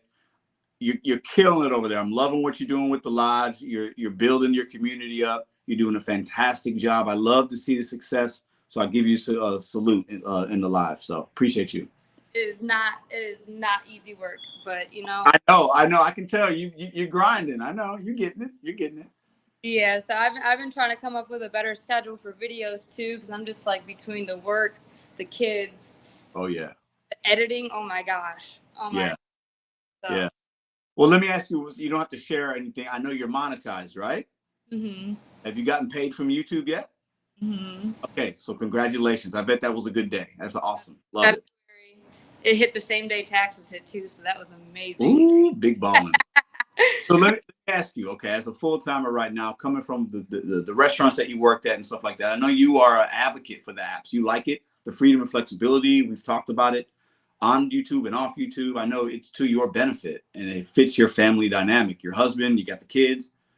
But what do you think about recommending this kind of work to somebody that you know full-time coming from a W-2? Would you do that, and why or why not? So coming from a W-2, it would literally just depend on what kind of W-2 we're talking about. If you're making big bucks, 150,000, 100,000, but like you just don't want to do that anymore because of bosses or work schedule or whatever, I would say no. Keep your job, suck it up. Like suck it up. It's like if you're getting benefits and you're driving that nice cars, you have a nice house, and you want to be able to keep on affording that, yeah, don't fucking leave. Like why leave? But if it's like somebody like for me, for instance, coming as a server, already working based off tips, already working with communication and customer service and stuff like that, working to the day-to-day, because it takes a lot coming from a job that pays you 2 weeks to a job that's paying you daily. It's a hard transition to do. Good point. And so I would say that if it was somebody like that who's already used to that, yeah, I would. And what makes it even more of a thing is just like, for instance, my dynamic is it's not my only income. I work full time, but my husband makes, he works too. So it's both of our incomes combined. Yeah. In this economy, like our mortgage is, and over 1,000. Our cars are a lot. Like we pay a lot. So if it was just me, I would not be able to afford it, and I would not be doing this full time. Yeah. But the difference is that sometimes you'll have a full time job and not be able to do it either. Well, there's a lot of people working W-2s full time, and they're not affording life either, right? Yeah, they're not affording life, and they can't see their children, and they have somebody telling them what they can do, and they can't even go to the restroom without having to ask somebody. So it's like if you're already coming from a situation where I'm making more than you and you're asking me about it, then yeah, like Taco Bell worker, McDonald's or something like little like that. But I mostly would tell people like full-time wise, if you wanted to do this full-time and you have a W-2, step one would to be work the apps while you have your W-2. If you like the app, maybe get another app. Maybe start out with 3. I had 3 or 4 before. I had Uber, DoorDash, Instacart, and Spark before I left my job. Yeah. Sure that I'm not on any wait list. I'm not on any fighting to get in anywhere. I want to make sure I was comfortable with what stores that I wanted to shop at or what restaurants I wanted to work in, what city I wanted to be in. So I worked a while trying to learn these apps. So a good point. I like that you said that, because I think sometimes, we want to make maybe an impulsive decision and leave a W-2 because we don't like our boss, we don't like the hours, we don't like the pay, whatever it is. But if you don't have something that you can make that money that next week, you're going to be hurting, right? So thinking about like, how do I make sure I'm onboarded on the apps? I know what these apps are about, and then I can leave is definitely something I think most people should do. Like W-2, and you're training for this big position, you have to be trained. Like it's not hard. It's hard, grueling work, yes, but every job is hard, grueling work. Every job sucks. Nobody likes their job. Like nobody. We don't, unless you're doing something you absolutely love and you're getting paid millions of dollars to do it. And even sometimes those people don't love it. It's work. We're trading time, like for just to have a car and a mortgage and food. Like, you know what I'm saying? Not to give it to somebody else, unless you're just doing this just to do it because you have enough money and you just want to do it because you want to do it. But I mean, at the end of the day, it's just this economy, you got to do something. And for me, for somebody in a situation where it's a stay-at-home mom, or maybe the mom is working full-time and the dad's working full-time, kids are shoved in daycares, they're paying so much in daycares, I would be like, hey, maybe you should try out this, one of you guys, so you can save the money from daycare and just do this. So you're essentially saving more money and still bringing some money, maybe not all of it that you were doing, but the time and the money that you save for childcare and stuff, it would be worth it. If you guys can afford it, like for us, we can afford it. I mean, there's so much fluctuation, but like I said, if you're coming from like a restaurant, server, bartender, whatever, know what fluctuation is. We know what it is. After the holidays, for anything that has to do with tips, you're cut off for a whole month. Like it's so. And if you're somebody coming from a restaurant or any kind of service industry, you're gonna have most will have some kind of hustle mentality and to be able to figure it out and do okay. I think some people come into this work and they're never worked in a restaurant or never worked in retail, and they come in and they like don't know how to handle certain situations or manage their time because they're a professional in a different way. And those people tend to not work out that long. But let me ask you a question. So what do you think? How do you see the rest of the year shaping out? Are you feeling like you're going to be okay with your earnings and how you're feeling about the gig apps, or are you feeling like you're seeing some changes in Cleveland? How do you think the rest of the year is going to go for you in Cleveland? So I'm definitely seeing some changes, for sure, just like the rest of everybody. I personally haven't gotten the tier system. Okay. But one thing that I could say for myself is that I don't have a main app anymore. I don't. There's no app that's my favorite. There's no app that's my least favorite. It's literally just like today, I made over $100 on Uber Eats. Like if anybody knows, I don't like Uber Eats. I don't do Uber Eats out like that. And I turned it on and I made some good money. So it's just like, I think that I will be fine. Like, I think that I live next to hotspots, everything like that. I have the different apps. If one app messes up, I'll go download another one. There's more out there. So I think that, not that I'm skilled enough, but I think that I will find a way to make it work. Definitely. I love that. And another thing too is just like going back to the whole, would you tell somebody to quit their job to do it? There's, like you said, a lot of people don't like their jobs unless they're doing something that they love. Doing gig work allows you to make money and still go to school or go to classes to do the thing that you love.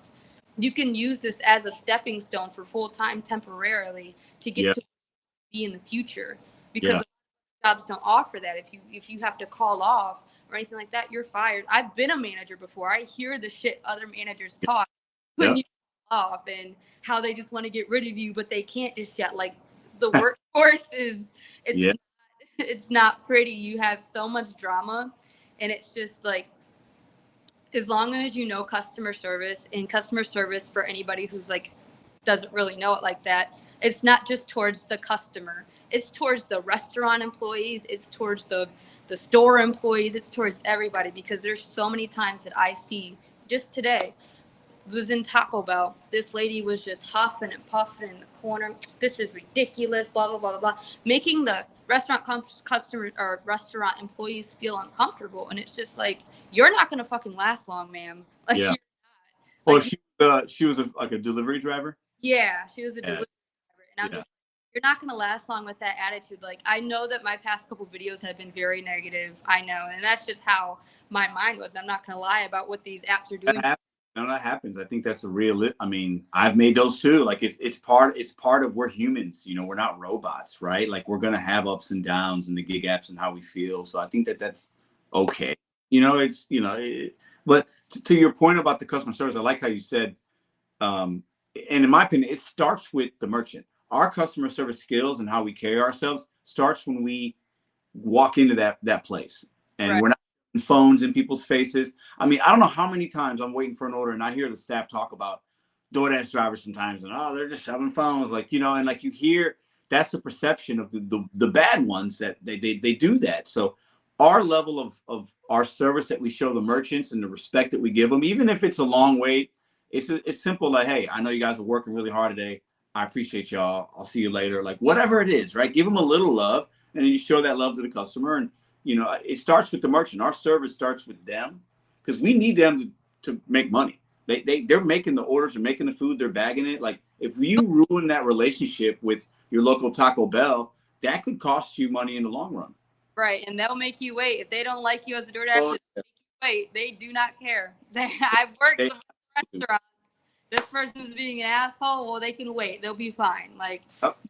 I would say for like people who are doing this and they don't think that they're going to be okay, because one of the main reasons why I'm okay is because starting in like back when my phone broke, so like back in like November or something like that, I'm like, man, my phone broke. I have Apple Care, but it's still $100 to get the phone replaced. This really hurt me. I'm going to be behind. Like, I'm stressed. I'm struggling financially. And I was just like, you know what? I'm not doing this anymore. So what I started doing is, if you're in a market like mine, some days you can make 100, some days you can make 150, some days you can make 250.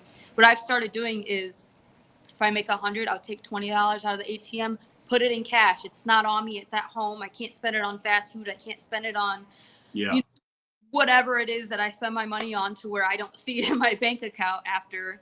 Yeah. But if I make, 200, I take 40 out, 60 out, whatever I feel that I'm comfortable taking out while still able to cover like little bills, like credit card bills. Yeah. And then at the end of the month, I have like $500 to $600 to use to spend on my big bills, instead of trying to like, okay, I got to work Thursday and I made 100, so I need 250 more for my car payment. So I work Friday.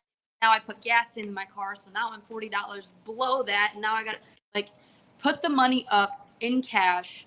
Don't touch it. Don't have it on a card in your savings where you can click a button to put it over. Like, we make good money. It's about the fact that we're out all the time. We're spending. Well, it's how you manage it. It's how you manage the money, and you, based on experiences that you've had with money, you've learned other things to do, so you don't feel like you did in November or whenever. Yeah. Right now, you got some YouTube money coming in every 21st of the month. Like, these are things. I love that, because these are things that I like to talk about on this channel, because we're leveling up our finances and we're looking at different ways to make money. And eventually you'll have 10,000 subscribers, and hopefully each month you make a little bit more. And these are things, and maybe that gives you an extra day off with the kids or family or the husband, who knows, right? And these are fantastic things, and you've built that for yourself, and you're learning the ropes on that. And I think it's fantastic. I think it's amazing. And I can tell that you like, the flexibility or the freedom, whatever words you like to use, that you like it compared to the W-2 stuff you were doing, right? So for you, I know right now the full-time gig, and it works, and I think that's good for you. So right. And once my kids are old enough, I'll probably end up going and finding a W-2. Once my kids are old enough, because I literally do it for that. But who knows? I mean, just the takeaway from not having somebody telling me what to do, but if it's somebody who's trying to literally pay all their bills and it's just them, and maybe they have a kid, maybe they don't, and they're paying for absolutely everything, I would not recommend doing it. I would not recommend doing it full time. But if it's a 2-income household, or your bills aren't that high, or you're already struggling, and like maybe you can do this in the meantime while you figure out what else you want to do, then yeah, definitely. It's a great stepping stone, and it's a great opportunity to make money. I mean, they always say taxes, car repairs, this, that. Like, it's not that hard. It's mental, but like, it's only mental if you let it be mental to you. If you're not getting enough sleep, if you're not eating and you're driving 10 hours a day without stopping to refuel yourself or anything like that, like, or if you did it to spend time with family, but you find yourself working 7 days a week, like, you just got to manage your time, because you will be your own boss, and you have to be hard on yourself. So. Well said. I appreciate you coming on. We gotta figure out how to do this live collab. We'll figure it out soon. I think it'll be fun. Yeah, we got it. We'll be fine. I think the vertical live option allows you to invite a guest, and you can. So I think if we did it like that, and we did like a lunch shift or something like that, I think that would be fun. All right. Yeah. We'll talk about it. Appreciate you coming on. Thank you. Bye-bye. All right. Shout out to Gig Gal represent. I saw your comment, Dashing Grandpa. I don't know if it's been 6 months or not. I'm not sure. I think she's had a channel longer than that, but she started really blowing up in the last like 2 months. I feel like is when she's really started to take off a little bit. So thank you to all the guests tonight. Some great conversations, great perspective. We didn't solve any DoorDash issues or any issues at all today, but I think it's I always like to talk to you guys because there's so many of y'all from different parts of the country, and you've been working since 2015 or maybe only for the last 15 months. And I always like to hear different people's perspectives on the topics and the things that I have. I want to show. I'm going to bring this up one more time. Hold on, guys. Is it shown there? It is. Okay, I want to talk about that again. I know some of you guys might have missed it, but I gotta plug a product because I am excited about it. Bear with me. Some of y'all were here earlier. You saw it. Some of you guys weren't here, so you're gonna see it. It's gonna be in the video tomorrow that I release, and I'll be talking about it from here on out. There's a company that I have an exclusive deal with, basically, at this point, and it's a new company. A fellow gig driver in California, in Los Angeles. I met him last year at Curbivore. I'll be there again this year, March 28th, March 29th. I'll talk about that at a later time. But this is a fellow gig driver betting on himself, and he has a company called ScreenCutz, personalized etched screen protectors. As you can see, mine right there. I got one on my phone. I've had on my phone forever. And then I have this one here that would actually fit on my other device. I just hadn't put it on yet because I wanted to show you guys this. When you go to the website, you can actually customize logos. Let me go in here real quick. There's some ones that he already has. You know what? Let me click on the shop now. I'll show you guys real quick. And with the code of Mr.BetonYou space 5, the number 5, Mr.BetonYou space 5, you get 5% off and free shipping and handling. Plus, you get another free protector that is clear. So you get 2 screen protectors. You can customize these. You simply go in here, select you got an iPhone.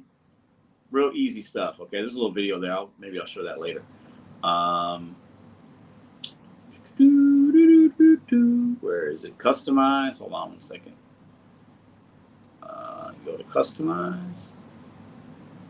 Oh shoot! I gotta choose my phone. Hold on there. So let's say I got an iPhone 13, which is what I have. You customize it, and then boom.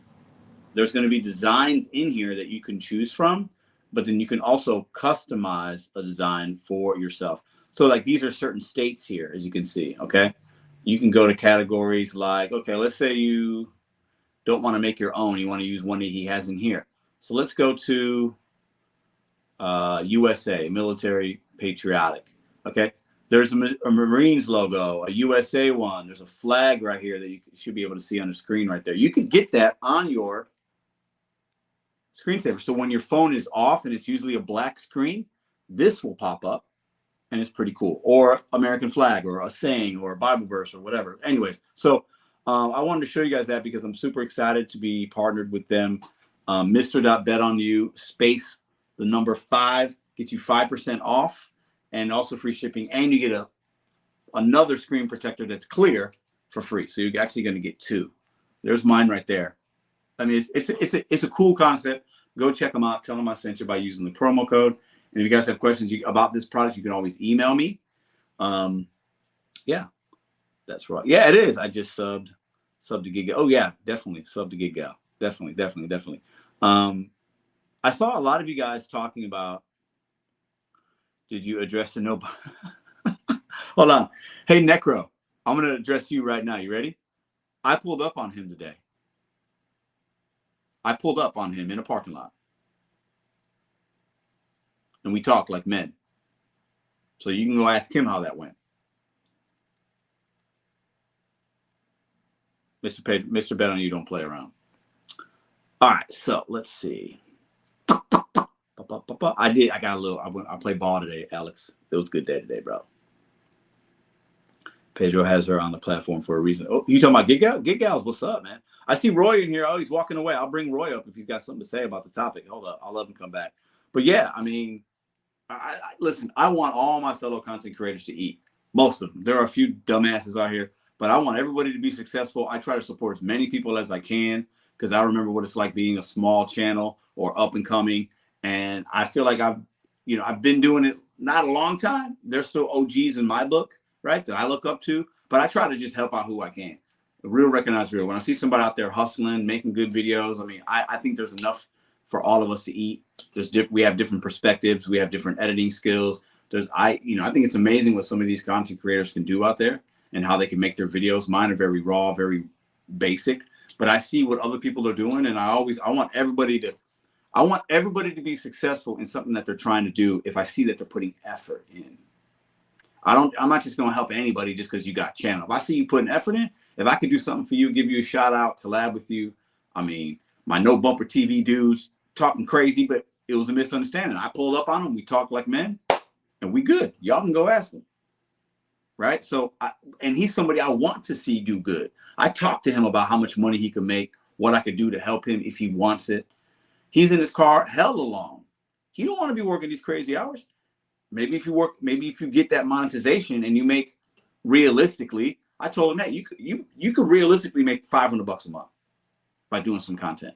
And that's on the low end, right? But that might give him an extra 2 days off a month. Think about that for a second. He's got 2 sons. Now he can spend more time with his kids. I want everybody to be doing that kind of shit. That work-life balance ain't something that we talk about enough. I don't want anybody in their car like that. That's not sustainable and it ain't healthy. And most of us don't want to do that, right? Let me bring Roy up real quick. I see him in there. What's Roy, up, gig? What's up, gig employees? How you doing? You're early, bro. You're supposed to be here next week. What are you doing here, man? Yeah, well, shit. This is right up my alleyway. This kind of conversation. Come on, man. So let's talk about it. We're talking about, would you recommend full-time gig work and leaving a W-2? So if you had your son or your mom or somebody that you know, a friend of yours, would you recommend them leaving a W-2 and doing DoorDash full-time? To be honest with you, I would not. I don't see any future in gig work. We already know there's no future in gig work. If anybody's paying attention, all these apps are going in the same direction, which is employee model. And with the current legislation that's trying to be brought out and everything, it's just going to go down the toilet. And I don't think the answer to all these people is get more apps. Because we see every app tends to adopt what the other apps have done. Yep. Yes, maybe for the first 6 months, they may feed you and tickle your bunghole a little bit until they walk you in, and then guess what? They drop you just like DoorDash does or Uber Eats does. So I don't think the answer is get more apps, because you can only have so many apps, and sooner or later it's starting to dry up. We see these. The inflation is horrible. Nobody's making money. Even the W-2 people, they can't afford their bills. And they've been doing W-2 work for a long time. So would I recommend it? No. Would I recommend it as a side hustle part-time? Hell yes. Yeah. I think you would do more because, with the if you're doing a full-time, W-2, you're getting the benefits of a W-2, health insurance, vacation time, PTO. And then boom, after 2 or 3 hours, if you're in a market that can sustain you $100 in 3 hours worth of time, then fuck yeah, take it. That's 3 hours extra work. You know what I'm saying? That's great. Yeah, exactly. So you can't tell me if you work 5 days at a W-2, the other 5 days doing 3 hours extra a night, making $100, that's not worth your while. Because let's face it, these jobs ain't hard, bro. Come on, this is it's like you and no bump that fucking guy. I see you still have all your teeth, so he can't be as tough as he right. sounds. Let me keep it a buck with you. I saw some videos this morning. I knew exactly where he would be today, and I got in my car and I drove and said, "Bro, what's up, man?" And we talked like men. So I pull up on anybody, because I understand this is YouTube, so I know the energy's not. Yeah. And let's be honest with you, he's only picking on you because you're the Bentley Coupe ain't even gonna entertain that fool. So he's just picking on you because he knows you can be a hothead sometimes, and you're gonna go. Yeah, I'm the same way. You come at me like that, I'll pull up on you. And but it was honestly, it was a misunderstanding, and I was collabing with him, making videos, and he has a glitch on it. But at the end of the day, I'm trying to help the dude too. I'm giving him exposure, and I just don't understand. It's all good. I really don't understand it, bro. It's like everybody wants to be the king of DoorDash or the king of this. You ain't the king of dick. I hope you all know this. I'm going to tell you all right now. You ain't the king of dick. You can't sit there and work for somebody else and try to act like you're the king of something. I'm so sick of hearing this from some of these people. Like, I'm the best. I'm the best. No, you ain't. Motherfucker don't even have a hot bag. How are you the best at anything? You don't even take your trade serious enough to be the best of anything. So, but as far as this conversation, I would never say, if you got a good paying W-2, I would never say leave that to go do DoorDash. Or and because like I said, you start at DoorDash, you get doo-doo DoorDash. Next thing you know, you got to go do Uber Eats now. Next thing you know, you're forced to do fucking ride share. Some of you people can't even read instructions on a fucking app to drop pizza off. Let me ask you a question. So I know you did full-time rideshare back in the day, pre-pandemic, right? All that, a lot of rides, right? And then now you've got a W-2, and I don't even know if you still do some of the apps at all. But like, what do you prefer? Like, are you happier when you were doing the full-time gig stuff, or are you better now that you got the W-2 with maybe part-time gig? Like, how do you feel about the difference of how you're making your money right now? To be honest with you, I'm super happy with my W-2. I'm be honest with you, it's a delivery job. I love delivery. I don't like being locked up in nowhere. I like being out. So I'm cool with the delivery. As long as I can find a good place that I am good with all the employees and everything. So I'm really happy where I'm at. Do I have to do? Am I making enough to sustain what I do without DoorDash? Yes. I haven't done DoorDash in 8 months. We all know that. But as far as rideshare, I loved rideshare, and rideshare afforded me 4 days a week, 40 hours minimum, using maximum of 40 hours. And I made 65 grand my last year doing it before I got deactivated. But yeah, I love it. I love gig work. I love gig work. I love delivery. But too many people are looking at this as the end all to their fucking money problems and this and that. To me, I've seen more gig workers end up in money problems because they tried to do this shit. That's a good. You know what? Nobody had brought that up yet, and I think there's something to be said for that. And that's going to be to the individual, and everybody's situation is different. But I do think people come into this, they work crazy amount of hours, put crazy amount of miles in a vehicle or whatever, and they're not taking care of their body as well sometimes. And we see them burn out, and we see them being maybe a spot than they were before they started. Yeah, like Hector said, we see it every time. These people are so stressed out. They get a contract violation. They're losing their shit, bro. Like, oh my God, I got to suck it up. It's part of the job, man. You're always going to get those ding dongs. But we see that people are, they're working 6 days. And I bust on you guys. I hate to say it. I'm going to rag on you all day long, you 7 days, 8 day a week working motherfuckers. I don't do 7 days. I don't do that. Yeah, that to me is fucking ridiculous, bro. You can't have a life doing that. I don't give a shit what any of you say. I don't want to hear that. Don't ever tell me you have a life. When I can see people on YouTube working 7 days a week, doing live streams, talking about, oh, I love my life. Nobody loves sitting on their ass 15 hours in the car, whether it's hot, cold, and say, I got a wonderful life. Fuck that. Well, I don't believe that. I would say this. I would mostly agree, but I also think when I see people that work the apps in that way, I think what they do enjoy, at least from my viewer's perspective, when I watch like somebody on they like the camaraderie and the friendships that they have on YouTube of other people doing something similar that they are, and they can talk about it and they feel like they're like work buddies together. So I think that's cool if that fits them. I just don't think it's sustainable. I could not be in my car 7 days. No. There's no way, bro. There's no way. That's why you guys my channel, I'm not trying to plug my channel, but man, I want people to come over here and tell me about life. Tell me about what you did when you weren't working. But it's so hard. Like I did a live stream today in the middle of the desert, cruising around doing crazy shit in the middle of the desert to show people there's life out there to do.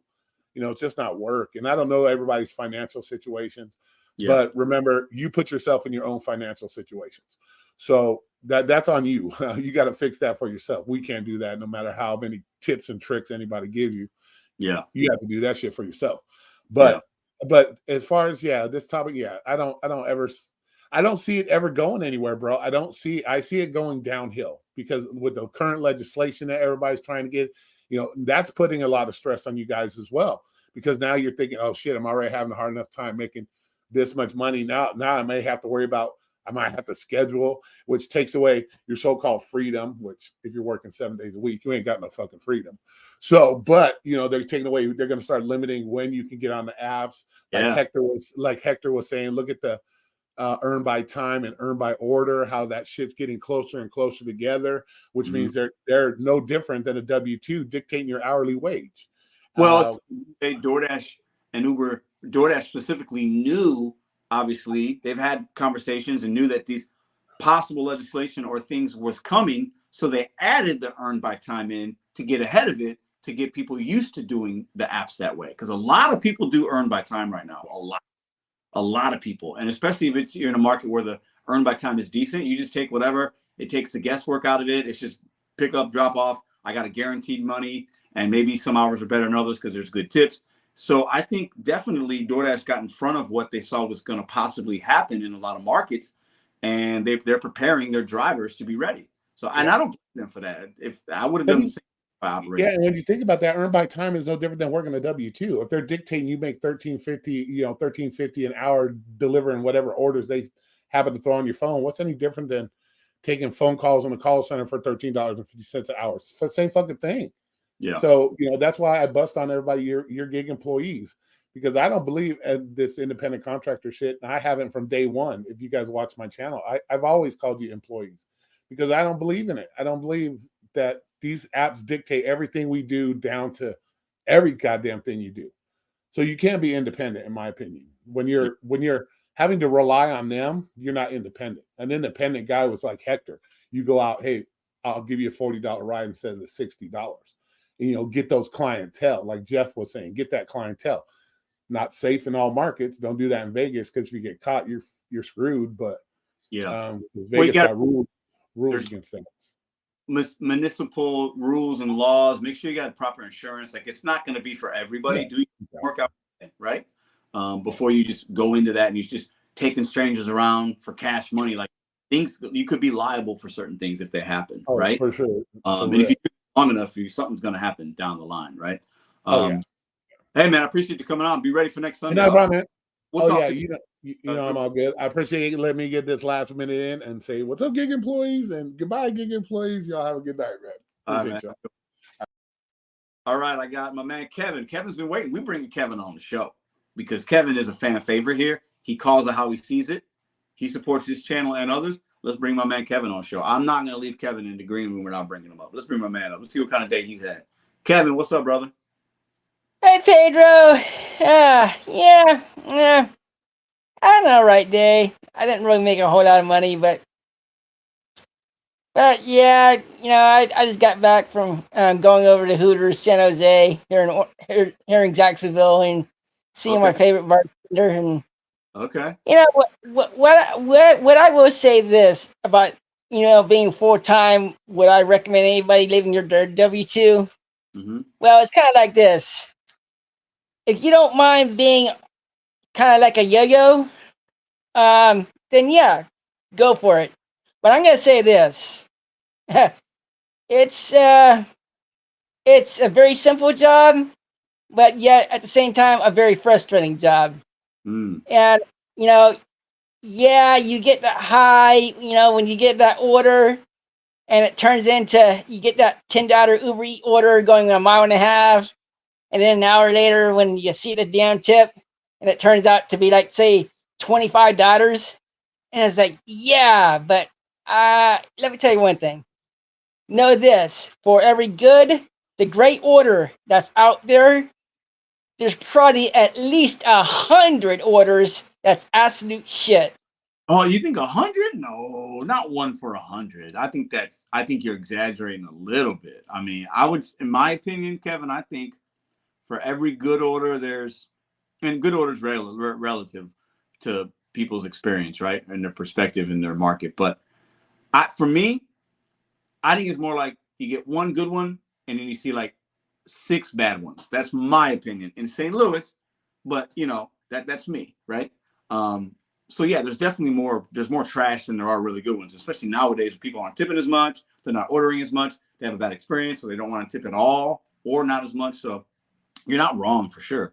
But hold up. I want to bring back to something you said in the beginning. You said you went to Hooters in Jacksonville. You said you saw your favorite bartender. What's her name, man? Give her a shout out. Anna. Her name is Anna Duca. Anna Duca. Okay. Shout out to Anna from Jacksonville. Kevin's your #1 fan. I love it. So let me ask you. You said this week was kind of not good. It was kind of rough. I don't know what word you used, but it wasn't a good, or today wasn't a good day. Yeah, today wasn't that great. It wasn't really that hot, but then again, I don't. Well, for one thing, I don't really have any major bills. Mm-hmm. I don't have a mortgage payment. My car has been paid off. Mm-hmm. So it's not exactly like I got to sit there and make $4,000 or $5,000 a month. Yeah, and, your situation is different. Your money and what you need to get is different than some other people. Yeah, and I will say this: if you're one of these people, you got to pay for. You're paying for, let's say, $1,800 and more a month for rent, Mm-hmm. and you still got a car payment, and you got all these other damn bills, and then you got a family on top of it. Mm. I'm gonna be honest with you. No, you don't need a W-2. There's day trading, and there's also commercial fishing. You can go out to Alaska, maybe perhaps get on a crab boat for 2 or 3 months out of the year and make enough money. You telling people to go to Alaska and go fishing, Kevin? Are you how many beers did you have at Hooters tonight, bro? What are you talking about? What is Kevin talking about fishing? I love it. I love it. I love it. Hey, man, listen, always a pleasure to have you on the show. I always like that you keep it real. You share your perspective. You are who you are. You keep it a buck. You tell people what you think, and I appreciate that about you, man. And always a pleasure. I want you to have a good rest of your night. And next time you're in Hooters, bro, listen, you tell Anna Pedro DoorDash Santiago said what's up, all right? All right, no problem. All right, brother. Talk to you later. Listen, for all the haters in the chat, Kevin is my man's. He is a staple of this channel. He keeps it a buck. He keeps it real. He's funny. And he's got a great sense of humor. I remember he came on the show, oh, man, it was probably a month ago. Yeah, probably 4 weeks. And his mom came in the room and was like, Kevin, what are you talking to? And he's like, Mom, I'm on Pedro's show. And I just thought it was such a genuine, honest reaction and moment. I thought it was amazing. It was one of the highlights of this show all time. Because it was just it was a real moment. Yeah, it was, I don't know. I just thought it was awesome. So that's just me. So appreciate you guys, man. These 2 hours went by super fast. Yeah, Kuala, you remember that? It was awesome. Commercial fishing. Kevin is a legend, man. Kevin is my dude. Right, straight hating on Kevin. Yeah, if you hating on Kevin, man, just unsubscribe from my channel because you ain't rocking with Kevin, you ain't rocking with me. If you ain't rocking with Gig Gal, Kuala, Will, Former's content, Juan, Red, Roy, we don't always have to or agree with each other, but it's family over here. We do this kind of work and we can connect on Sunday nights. And these shows are very important to me. I've been doing them for a while now, and I do them on Sundays on purpose. For all you newbies, I picked Sunday at this time. It was designed purposefully. Am I saying that right? Because I wanted to end the week with y'all and start a new week with y'all. Some people, their week starts on Sunday. Some people, the week ends on Sunday. If you look at calendars, the first day of the week is sometimes Sunday, sometimes it's Monday. I did this on purpose. Nobody else was doing it on Sunday nights. I said, that shit's fucking mine. I'm owning Sunday nights. Sunday nights is for us. And we come in, we talk about topics, we agree, we laugh, we cry, we disagree, we yell. We have the haters, we have the lovers. But these shows are really important to me. Wednesdays are very important to me. We do the motivational hour. I enjoy being a content creator. I like doing this better than DoorDash. Okay, let's just keep it real. I like making videos. I like trying different things out.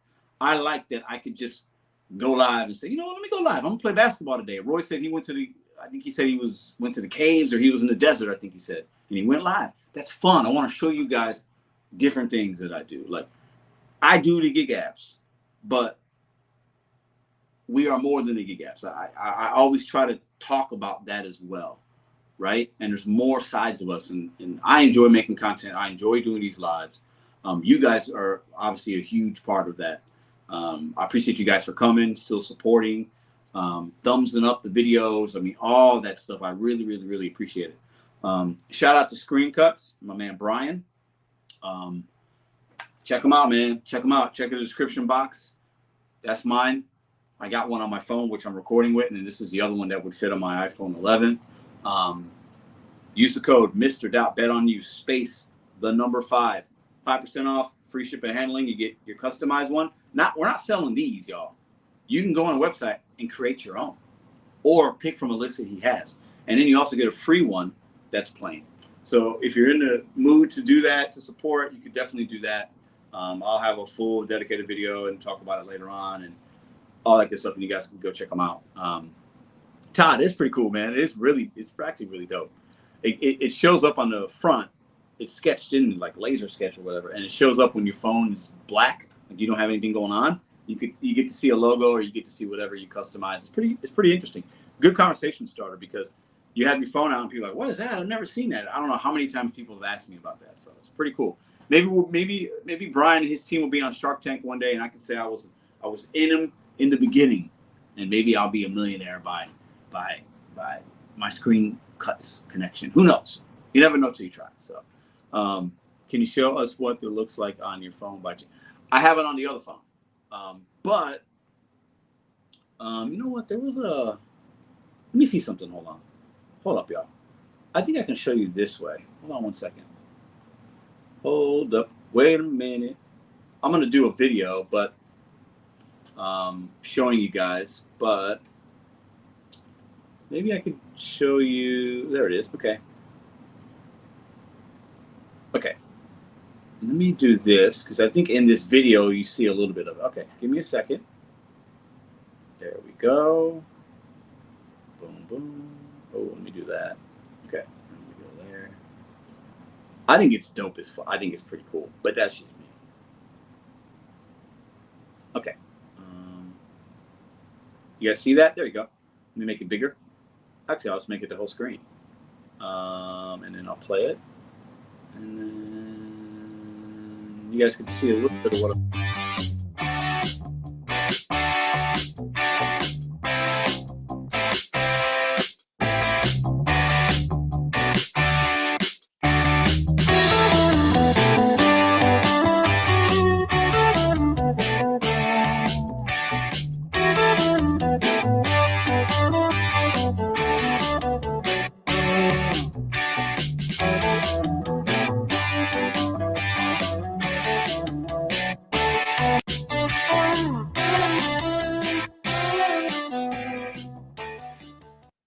So do you guys see that Shelby one right there? Hold on. So you guys see there's a Shelby. Put myself back up. So there's a Shelby, which I believe is like Mustangs and stuff. And then the other one we saw in the beginning was like an OU. I mean, anyways, I have zero issues with scammers on Spark. That's dope. Yeah, James, it is pretty dope. All right, let me go ahead and get rid of that. But yeah, it's cool. So you guys will hear more about that as we continue to plug that product. I need to get one with the business. Yeah, Kolaya, that's what I'm saying. It's a conversation starter, especially if you're a business owner or you're trying to grow a brand. You have that out as you're just doing, and you're eating in a restaurant, your phone's on the table like most people, the phone's off, but you see that logo, people go, what's that? What's that? What's that? I'm telling y'all, great investment for business owners as well. So I need a gig wars. You could do that, Red. You could totally do that. You have your logo. It could just be GWO. You can get one of each. Super, super easy. Maybe Grandpa's Random Reviews needs to review that. Ooh, Grandpa. Listen, I'll talk to Brian. He's figuring out, this is a brand new thing, guys. He's had the company for a minute, but this is just starting where he's going to start selling them. It's a real website. It's a business. He's a fellow gig driver. I met Brian in Kerbivore last year, March. So we've been talking for the last year to make sure this happens. So, all right, I appreciate y'all. This was a very quick 2 hours. So it's invisible when the screen is on. Correct. So like when your screen's on, depending if there's like a lot of light, you can sometimes see like the edges of it, but you can still see your regular stuff on your screen. But when you turn the screen off and it's usually a black screen, that's when you see that logo, that design.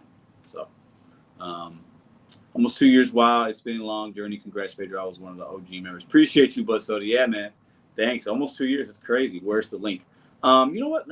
I have a link. It's actually in the description box, in the show notes, as some people call them, of the live. But then I think I can probably, I can put one in live chat. Give me a second. I can do that. Give me a minute. Because I think it's cool. You guys could go in there and see and customize things and see what you think about it.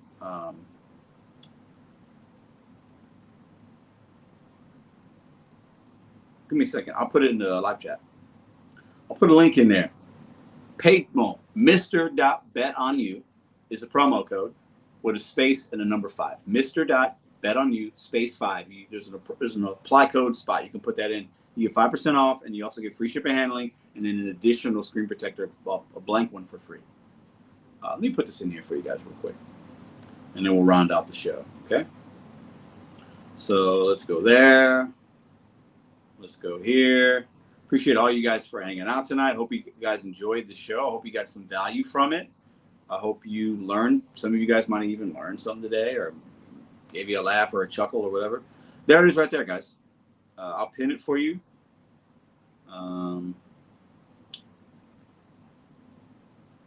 It's always hard to, sometimes it's hard to pin the, hold on.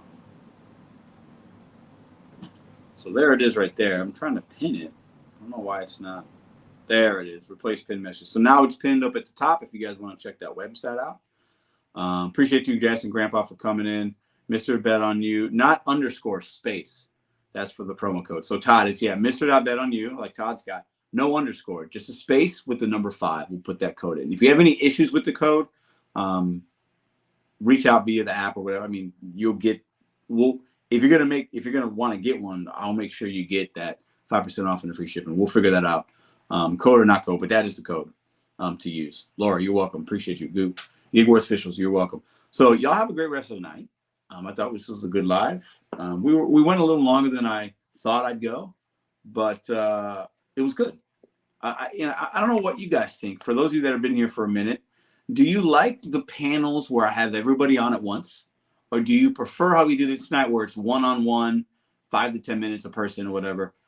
Let me take a quick vote for you guys. Which do you prefer?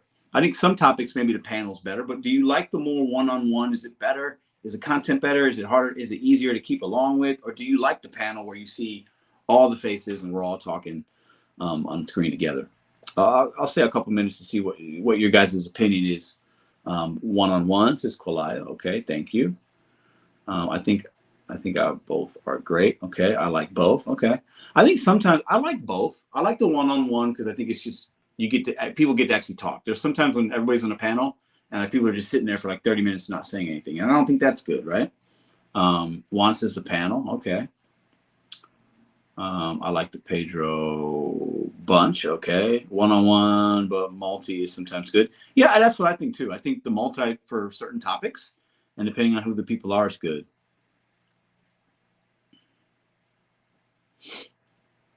Appreciate you, Will. Appreciate you, man. Who's this guy? Isn't that Hoodie Smurf? He changed his name. I'm flattered. Thank you. Panel is confusing. It can be. Helen says panel good for discussion if they don't talk over each other. Yeah, I agree. KMD, can we get a preview of next week with Roy Marcus? He ain't a content creator.